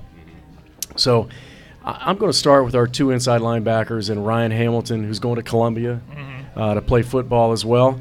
And Noah Smith, a first-year starter as a senior, but he's paid his dues. That kid's done everything we've ever asked him to do, plus more. He's just done a great job this year for us and really has waited his turn. But I'm going to start with those 2, and then it kind of branches out from there. We've got some really young, talented players on our team. We've got some sophomores that are starting for us on the defensive side of the ball. We've got some juniors that are starting as well. But we've also got seniors that have, like I said, paid their dues. They've waited their turn. Tate Isley is a defensive lineman. Gerbakish Gill is a defensive lineman. Philip Perez is a defensive back for us. And just a lot of seniors that we have that are just great character people that are performing for our team and have been able to really do the things they've set out to do in terms of goals. So I would say those guys starting off. I think offensively, our quarterback Ethan Brown, it's been his first time as a starter, has been tremendous. He's developed as a leader. He's gotten more vocal. He was a kid who's incredibly quiet, but as a quarterback goes, as you know, you've got to be vocal, and he's been able to develop that. He's not only is he a leader through his words at this point, he's beginning to learn how to do that even more, but also his actions. He's an incredibly hard worker. He cares as much as anybody cares about the team. He doesn't care about individual statistics or anything like that. He wants to do his best, help our team win, and share the wealth. And it kind of starts with him. Our offensive line has been up this point, knock on wood here, they're really probably the strength of our team. We've got some good size up front. They're incredibly smart. A couple of those kids are 4.3, 4.4 students. It makes it a lot easier, like we were talking about, Marty. Absolutely. They're big, they're physical, and they're just a pleasure to coach. And we've got some senior skill players that have done a great job for us, and Matt Dorncott, Alex Dazinski, Tyler McElroy, Christian Yowzy's a junior for us. Obviously, we've got Mike Drennan, maybe, one of the area's premier players, arguably. I mean, there's some great players out there, but he's up there with everybody. Mike's done a fabulous job for us, too. And so we've got some good people. And of course, Bryce Hostetler and James Bartman are 2 guys that play for us as well that are our tight ends. You mentioned your quarterback a moment ago, and everybody who knows anything about your program knows you've had some pretty good ones at that spot over the years. And now you've got this young man, Ethan Brown, stepping in. It's obviously an important position in any team's style of things, but to have that kind of performance out of a first-year starter for you at a position that's that important to your program has to make you feel pretty good. It has. We've been down this road before. We've had our share of different style of quarterbacks. Mm-hmm. We've had different experiences with quarterbacks in terms of, we've had 1 3-year starter, we've had multiple 2-year starters, and we've had a few 1-year starters. So we've kind of run the gamut with quarterbacks in terms of the experience that they have or have not had. And, he's been in our program for a while now, and he's done a great job. And again, he's waited his turn. He's been patient. I'm sure it's not been easy for him, but I'm proud of him because of what he's done. He's come to play each and every week. We've had other years where we've been able to throw it around a lot. And at the end of the year, some of our quarterbacks have had some pretty impressive statistics. And, you're not going to see that with Ethan right now. You're not going to see that with our team right now because our focus is about other things. And he doesn't care. What he cares about, as I told Greg, is the ability to be successful and be a leader on our team. Because, in the end, people are going to remember the team that you played for and how they played and how they performed. They're always not going to remember the stats or the touchdowns that you threw. I mean, those are important. Those are impressive. Don't get me wrong. But he's a much deeper young man than that. You have a big game coming up on Friday. You go up 33 to Marysville to take on a football team that's, I'm sure you would agree, getting better and better each week out in Marysville. Talk about that game on Friday. Well, they've done a great job. Coach Johnson up there, this is his second year. And I think the key to their success has been, you talked about culture change. I think he's done a really good job with that. He's been an assistant there. He knows Marysville. He knows their kids they have. They've adopted the wing T as their offensive philosophy. It fits their kids to a T. When Rich Weiskircher was there, that's what they ran, and they were really a good program year in and year out. And I just can't speak enough about what he's done and the program that he's developed. And I'm really happy for him. I'm proud of him, too. I don't know him well. I got to know him a little bit last year, but you can tell he's a really good coach. He cares a lot. The players play hard for him. But you're right. He's done a really good job, and they're going to be a tough game for us. And that's the opening to conference play, and you've passed the halfway point of the season right now. I asked Buddy White this. I'll talk to Byron Maddox about this in a couple of moments. The computer rankings, the AP polls, do you pay any attention to that at all right now? I have looked at the regions. Mm-hmm. Other than that, I've not looked at – I don't even get a newspaper. Although I do get Saturday morning newspapers in the Dispatch. I don't look at the paper during the week. I have no idea. Mm-hmm. State rankings or anything like that, nor do I care. But I have peeked at the regional, not just our region, but others. I like to see where everybody, guys that I know that are coaches, I like to see how their team's doing. So I kind of search around a little bit and find out how they're doing in other teams and other schools that I know about. And I kind of get on there a little bit to see how teams are performing. Is it easy just to turn off the news like that? It is for me. We didn't want to pay the newspaper bill. So because of that, it became a habit not to get it. Okay. And our school library used to get it every day, and they didn't want to pay the bill. So I don't have an opportunity to get the Dispatch anymore. I could do it online, but you don't want to pay that bill either, I don't want to pay that bill, and I've got other things to do anyway. But so I'll be honest with you. I don't know a lot that's going on in the news right now. And I don't know if that's good or bad. I guess it's probably good because it's keeping me focused on our opponents that we're playing. I'm able to spend more time watching film, probably preparing and things like that. So, yeah, I don't have a problem with that. I don't mind that. I think that's a good philosophy because by the time you're watching film and you're going to practice and spending time at home, what other time do you have? And that's just not going to affect you during the season. You got to take care of your business, right? It's been good. Yeah, it's been good. It's been a good adjustment. Well, I'm sensing that you guys are a good football team, but you're on the upswing. What would you say are your areas of improvement as you look at the second half of your season? Well, the one thing I didn't mention, Greg, was that our kicking game has been pretty solid. We got a pretty good kicker. He does all of our kicking for us and punting, Joey Mitchell, and he's a big-time punter. He's a possible Division I recruit as a punter. Has done a fabulous job on kickoffs. Pretty good place kicker. He's made a couple of field goals for us, but once again, even better than that, he's a better kid. And, it's not an accident that he's been able to perform because of the character and the kind of person that he is. But that's been a huge bonus for us. But on the upswing, I would like to think that our defense is getting better. And I think the other thing, too, is even though you look at the points that we've given up, and you've coached before, sometimes the points that you give up can be a little misleading because maybe you've got some backups in, or maybe there was a special team run back like a kick return or a punt return, something like that, or an offense to a pick six like Buddy was talking about. But for the most part, I think our defense is getting better. And when we played Pick North, it really was apparent when we got up to 31-14. Our defense kept us in the game in the first half. We did a great job in the up until the 3.5, I guess halfway through the fourth quarter.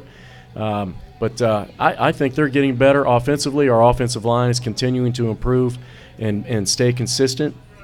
And, again, I like our quarterback. He's done a really good job. I like how he's playing. The head coach at Dublin Kaufman, Mark Crabtree, with us here tonight at Max Nurmas. We appreciate you coming out tonight. Best of luck on Friday night. Thanks for your time, as always. Good to see you. Thanks, Greg. When we come back, we'll talk a little City League football. The Walnut Ridge Scots are in the house. We'll do that after this timeout. As we continue, we're live at Max Nurmas here on this Wednesday night talking high school football with you on EBSN.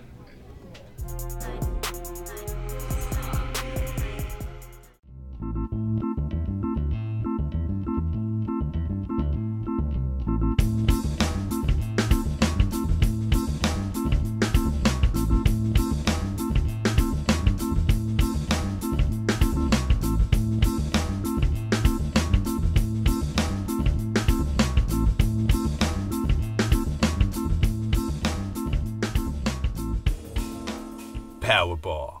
Don't get caught without one. The Rivalry, a historic showdown between two great teams and two passionate fan bases. This season, join Germain Honda of Dublin and Germain Honda of Ann Arbor as we relive the greatest moments in the history of the game, with special offers for listeners. Discover Honda's award-winning lineup of cars and SUVs, like the 2017 CR-V, starting at just over $24,000. But rest assured, whether you're in Ann Arbor or Columbus, you can count on Germain Honda to deliver the right car, the right price, the right way.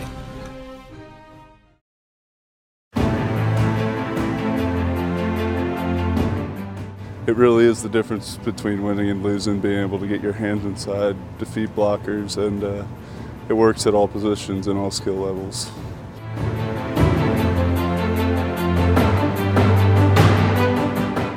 I'm Joey Bosa. See the difference to your game.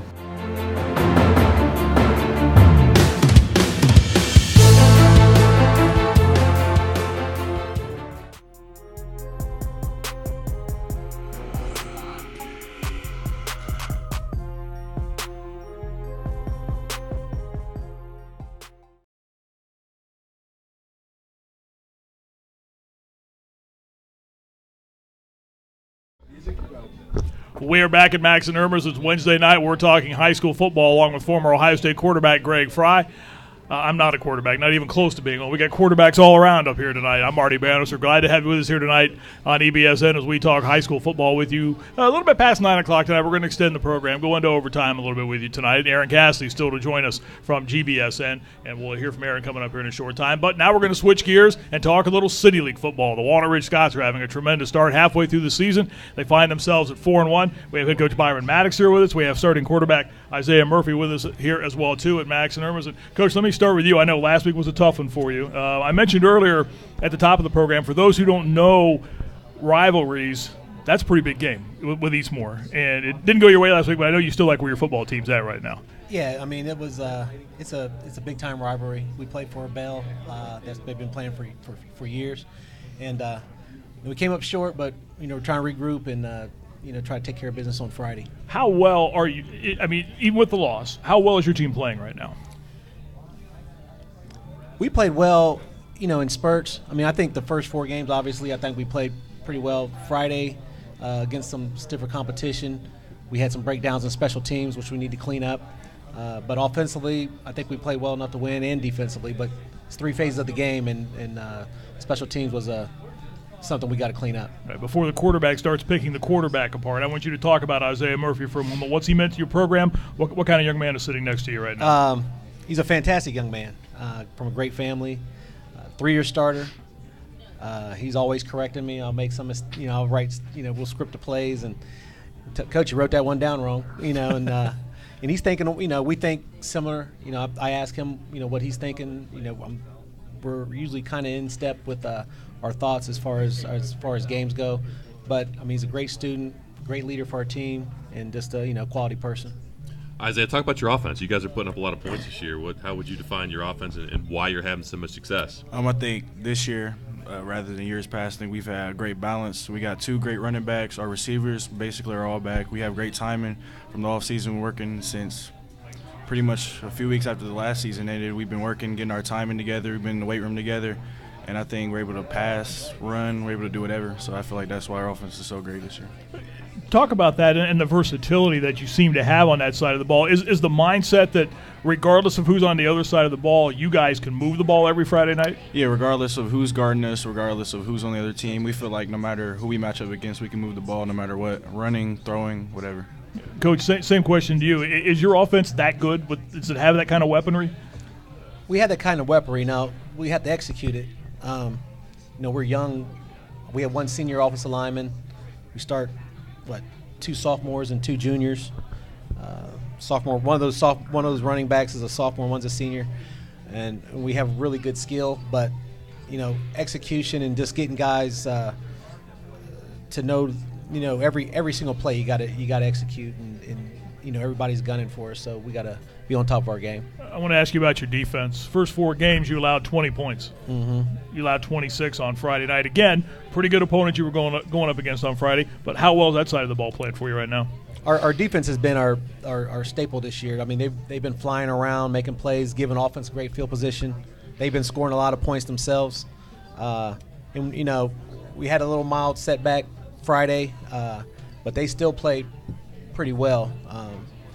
So, you know, this week we're going to try to get our swag back a little bit and get back to doing what we've been doing all year. And how challenging is it? You know, you guys start out 4-0, and you were smoking teams. You know, you went 75-0, and then you got to come out to practice on Monday, and you're playing Eastmore. As a coach, I mean, how challenging is that to get their attention? Like, hey guys, we got to get it on this week. Yeah, you know, we are dealing with 14 to 18-year-olds, right.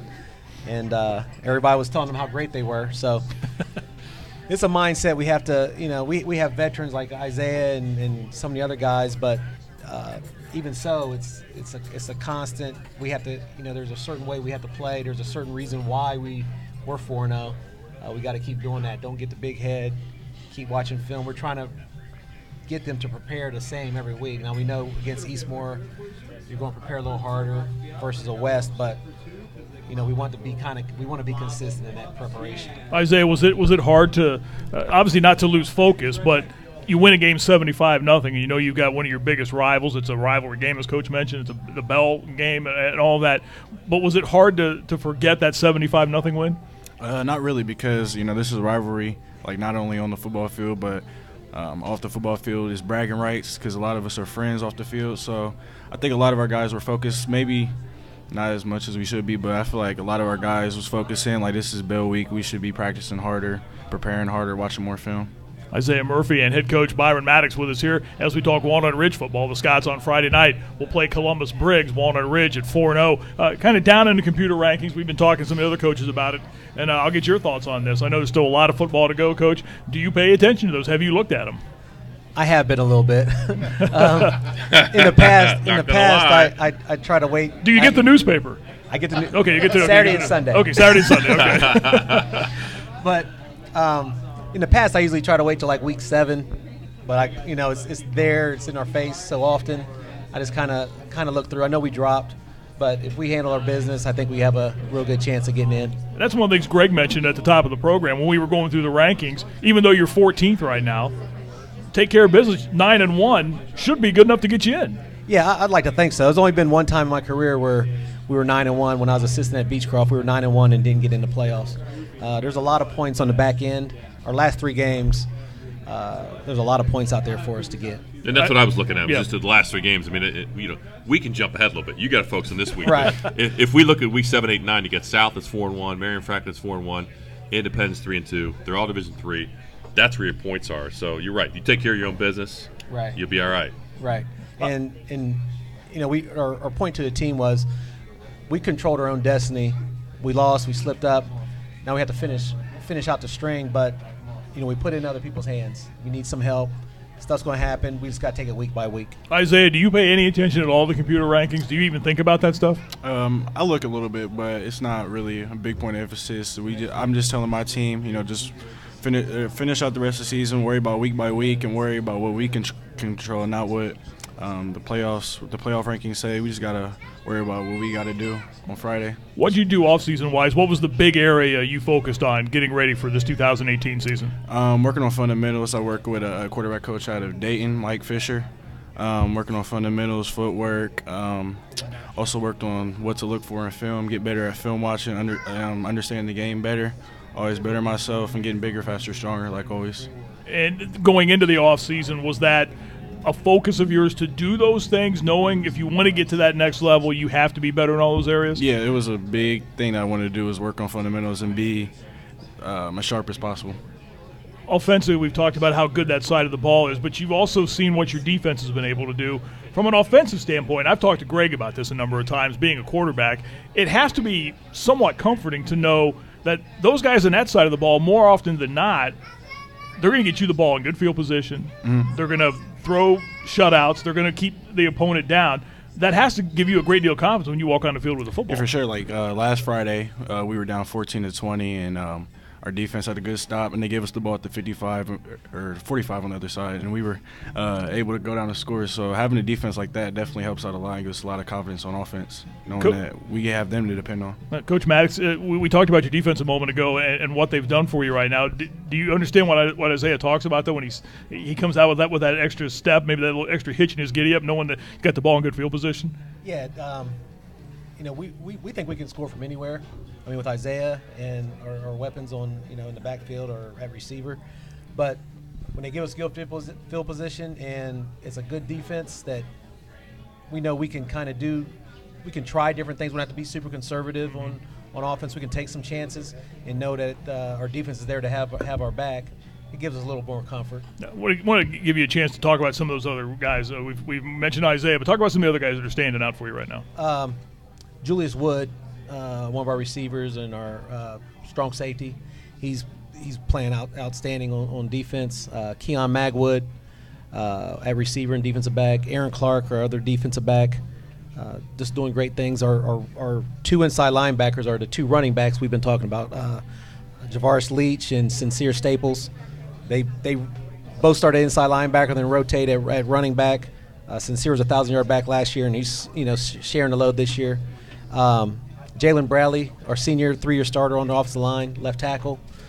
He's doing a great job of getting those young guys together and knowing what to do up front. So, really pleased with those guys. Oh, I'm sorry, Kalen Anderson. I got to talk about him because he's starting at corner and receiver, and he's probably arguably our best player right now. I want to ask you about one of your former quarterbacks that happens to be making some plays for the Buckeyes. Malik. Pretty good athlete, Malik. Yeah. What would you say about his career? And did you see his potential when he was playing in high school? Yeah, we really saw Malik's potential. Especially, as a freshman in football, you saw flashes, but then when basketball season rolled around, you really saw it, and then he carried on the track, and then he was a starting quarterback as a sophomore, and then. But he's just, he's a heck of an athlete. He's a freak athlete, but he's a better person. I mean, he's a humble, fantastic young man that, I'm proud to, be able to watch him at Ohio State and say, he played for me. Quarterback Isaiah Murphy, head coach Byron Maddox with us here at Max and Irmus as we talk high school football here on this Wednesday. Walnut Ridge at 4-1 plays at 1-4 Briggs on Friday night. Coach, the City League this season, and I think everyone who follows high school football knows, and high school athletics knows the things the City League is dealing with right now. There's talk of some schools closing. There's talk of restructuring and things along those lines. How good is the league, though, this year? Is it better than it's been in the past? Is it leveled off? Is it? I would say it's a little down. Mm-hmm. Not necessarily in the South Division, but from what I could kind of tell, somewhat in the North. I think there needs to be a little more of an emphasis put on extracurricular activities as far as funding goes through Columbus Public. I always say athletics and extracurricular activities, you have to maintain your grades, you have to be responsible, you have to stay out of trouble. So with that being said, I think more funding and more of an emphasis should be put on that, not just because sports are so great, but because it embodies everything that you want to accomplish as a school district. Yeah, I think that's well said, and especially with, as we said, the struggles the City League is dealing with right now, that would go a long way, I think, in helping some of those issues. Well, we know as coaches, when you've got your hands on the kids, during school and after practice time, that's you're able to teach those things, and they do have to be disciplined, and they got to take care of their homework. So I think that's a good thing to have that structure. Right. My question was, what are you preaching to your team about your goals for the season? Well, our original goal is to win the South Division, so of course we need help with that. We want to go 1-0 every week, so that kind of keeps us focused on the task at hand, not looking ahead. Players and coaches, and the surrounding. We want to circle the wagons, keep everything kind of closest with us, and go finish out 1-0 every week, and then just let the chips fall where they may. Isaiah, I got to ask you about the Back to the Future T-shirt there. Big fan of the movie? No, I just got the T-shirt. Oh, is that right? Okay. I just got it. I had to look because it's back in the 80s, so I didn't figure you probably had any idea about the movie. Been on a lot of reruns lately. Yeah, exactly. Yeah. For you, Isaiah, the rest of the season, you heard what Coach talked about, 1-0 each week, and that has to be the mindset right now for your football team. where can you guys get better? What is, if there's one area you look at and think that takes us to the next level? I think just being sharp all around. Even though throughout the season we put up a lot of points, I think there's still missed touchdowns, missed opportunities that we still had, and we can get better and be more efficient, especially for these upcoming weeks. We got to work on that. And I got a question. How much leeway does Coach Max give you offensively? Like when you're at the line of scrimmage, or are you – spoken like a true quarterback, right? A lot. Does he give you enough? Let's put it that way. Does he give you enough? A lot. Like if I see something, I always got me and my receivers, we always have signals where we switch stuff at the line a lot. And what about, we talk a lot about RPOs, run pass options. Do you guys do that at the line of scrimmage? A little bit, yeah. Yeah. Mm-hmm. Do you like that as a quarterback? I mean, that brings a different dimension to what you do, doesn't it? Yeah, for sure. Coach, what about you? Do you like that aspect of the game? I like any aspect that keeps the chains moving and going down the field. As long as it works, you do, right? But with Isaiah, mentioned the West game, he called every play during the West game. He's very efficient. I mean, it's almost like just let him take it anyway. We only ran 9 plays on offense, and we scored on 5 of them, and that was all him. So I trust him, and I'll let him, loosen those reins, let him call some plays on Friday as well. I like that, and that's a good point. And I think more coaches should do that. Having played the position and having coached the position, I wanted my input from my quarterbacks. If they're telling me, hey, this is what I want, they're on the field. Right. They're in the flow of the game. Mm-hmm. And I like that. So, as long as they understand what we're trying to do scheme-wise, and it's within that for the most part, go do it, right? Would you agree with that, Isaiah? Yeah, for sure. Yeah. I agree with that. I mean, I think he's a 3-year starter. Yeah. Smart kid, good kid, knows what's going on. We're on the same page. Why not? I love looking at a quarterback when they're like looking for the play and you're like, just go. Yeah. Just go about your business. I got it. What? Just go. Figure it out. For both of you, you've both referenced the West game last week. And this is not to disparage West or anything along those lines. I mean, teams go through those cyclical things where they just aren't very good. From a coaching standpoint, was it hard to learn anything about your team last week? I mean, you threw 75 on the board, yet you ran 9 plays. You probably knew by midway first quarter that thing was pretty much in your hip pocket. Is it hard to learn anything about your team in a game like that? I think so, but with that, you want to win with class, and I think we did. We didn't run the score up. It looked like it, but we really didn't. And our kids fought. They had a long kickoff return. And one of our sophomores, Damian Whaley, chased the kid down and tackled him along the 9-yard line to save, preserve the shutout, which was fantastic. So, they're giving effort. I think we have a hardworking team, give effort, and win with class. Yeah. Isaiah, what about you? You win that game the way you wanted. Was it hard to keep your head focused in that game, though?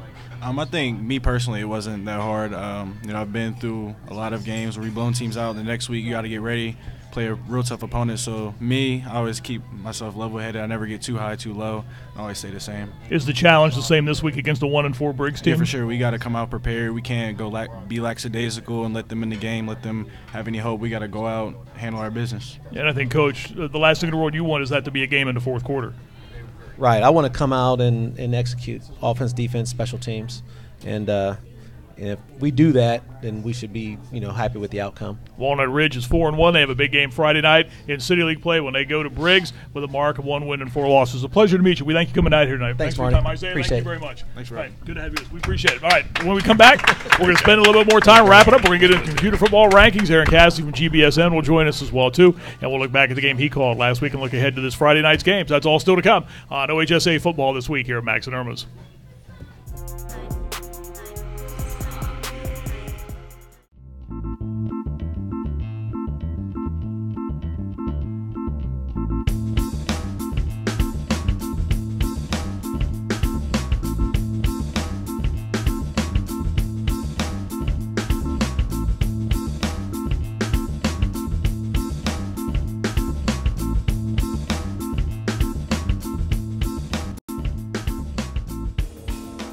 Powerball.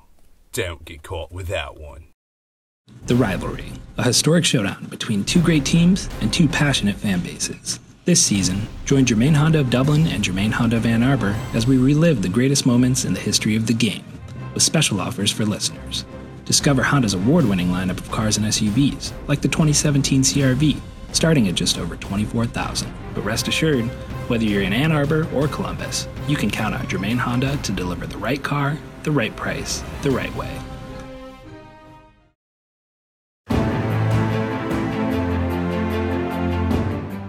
It really is the difference between winning and losing, being able to get your hands inside, defeat blockers, and it works at all positions and all skill levels.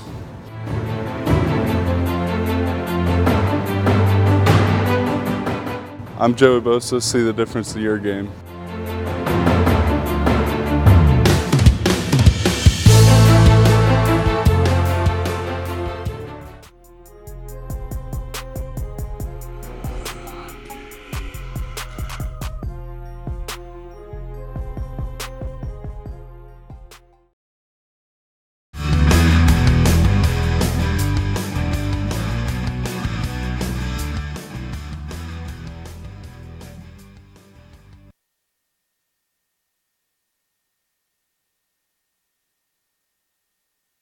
We are glad you're with us here tonight as we have been going through a very busy program tonight. We've had Buddy White from Reynoldsburg, quartet of his players. Good to have them with us. Great to have head coach Mark Crabtree from Dublin Kaufman join us as well, too. And the City League represented as well tonight with Walnut Ridge head coach Byron Maddox and his quarterback Isaiah Murphy. Now our good friend from GBSN, the Game Day Broadcasting Sports Network, covers high school football locally. Our friend Aaron Cassidy. How many games does your network cover now? 7 on a Friday night. 7 on a Friday night. That's 6 stream and then 1 on FM. Right, 1 live or 1 not live. They're all live, but the 1 main game on 1 the on terrestrial radio. Terrestrial radio. I always love that term, terrestrial radio. I'm not sure exactly how. Do you have a helicopter fly around all those games? We do. Yeah. Yeah. Yeah. Okay. Aaron pilots it too, so which I believe is that. even scary. Last Friday, you had a dandy. Oh, wow. You were down at Clinton Massey for the last year the state runners-up in Division 4, Clinton Massey and Columbus Hartley. And I know in keeping track of the game, I was calling Pickering to North and Hilliard Davidson last Friday, just watching the score bounce back and forth and the type of game that it was. You were saying before we brought you on here tonight, that might have been one of the best high school football games you've seen. Maybe one of the best certainly you've seen in a long time. Definitely my top 10 ever.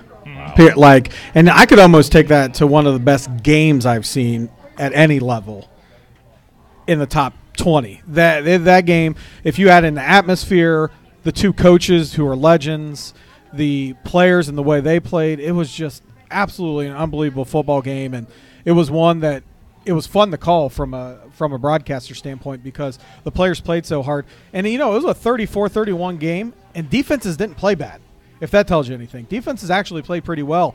All those points were earned between these 2 teams, and I thought we were going to be out of there by 9 o'clock, the way these 2 teams run the football all the time. So it was a great game, and if Hartley jumped out, they were up 17-10 at halftime, and then in midway through the third quarter, they went for it on a 4th down, and they didn't get it, and Clinton Massey went on a 14-0 run. So all of a sudden, Massey's up 24-17, and then you have Hartley come back, tie the score, and then the fourth quarter got real interesting.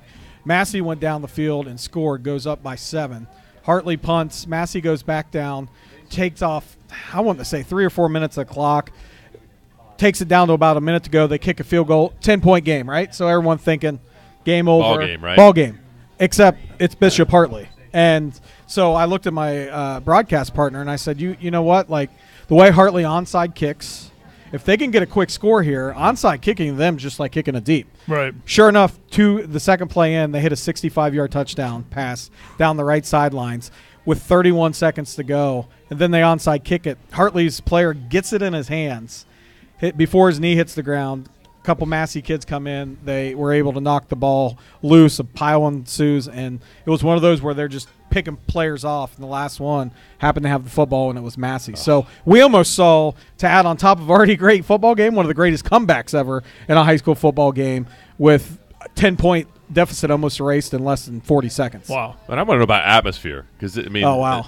We talked about different stadiums in the state of Ohio and the atmosphere on Friday night.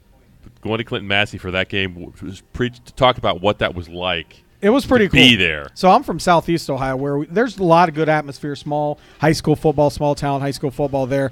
And you get some good atmospheres in Columbus, don't get me wrong. But we made that trip. That's one of the reasons why I put this on for our game of the week. And you literally get off of 71 and you drive back in the cornfields. And the high school, middle school, and elementary are all on one campus. And it's one of those where they have the light poles still up on the the old electrical poles. They're not even up on like the nice fancy yeah. lights now. They're up on telephone poles. So and then the fans just started coming in. The weather was a little bad, and then all of a sudden you see a ton of people there. In fact, it overflowed on one side and had to go over the other for Massey. And it was just one of those small town atmospheres. You look out in the cornfields in the right side of your broadcast, and then the left there's a neighborhood type setting. So just a awesome atmosphere, and it just added to the broadcast because, again, you have two of the best teams, I don't care at any level, in Ohio playing on Friday night. I can recall, and the head coach of Clinton Massey, his name escapes me. McSorley. Thank you. I remember talking to him last year because I called their state championship game against Steubenville, and one of the things he talked about when we were talking about his football team, he brought up the fact that this year they were playing Hartley.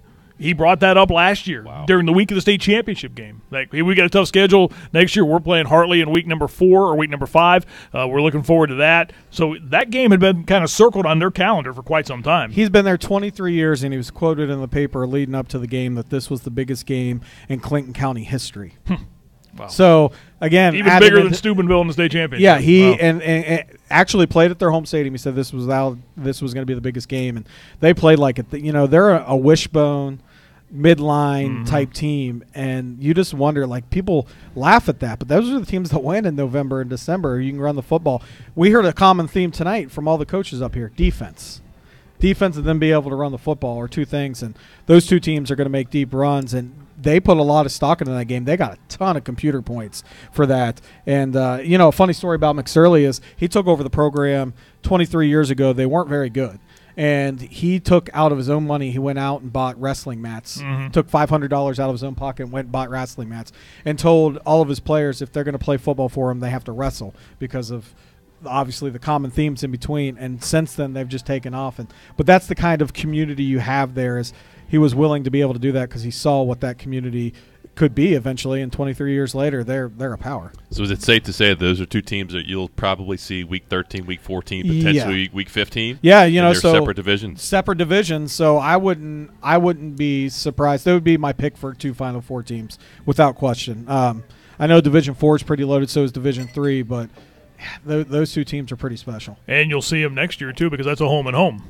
Yeah, that's right. Clinton Massey comes to Hartley next year. So, and one of the advantages, I guess, if you're Hartley or any of the CCL teams, your schedule is open like that, so you can schedule games like that, find those filler games in your schedule, and kind of certainly a playoff-type game at week number 5 of the regular season. It was a playoff-type game, and, something that really – I couldn't express very well during the broadcast because I couldn't quite put my finger on it. And now that I've had time to reflect, the players played so hard in that game. And I think that's what, on top of everything else, made it a top 10 game. For me, the way the 2 running backs put on a show.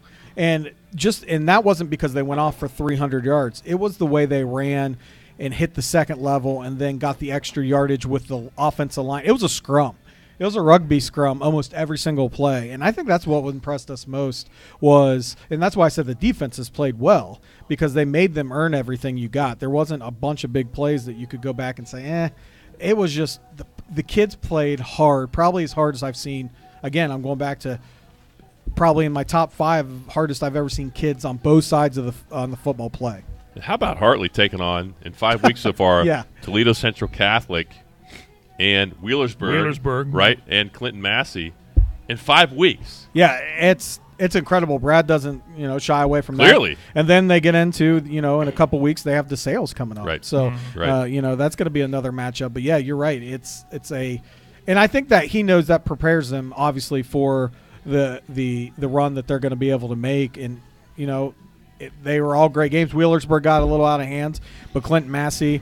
Like I said, it was a thrilling game, and then I think if they play Toledo Central Catholic week 5, week 6, that might be a little different game. I'm not saying they win it, but that's definitely be in it for sure. It's not the score that you see in week 1. Right. And I know Brad Birchfield told me leading up to the Wheelersburg game that he thought Toledo Central Catholic may be one of the best teams in the state of Ohio, one of the top 5 certainly. Yeah, he was definitely impressed with them, and they're Division 2 now. They bumped up to Division 2 this year.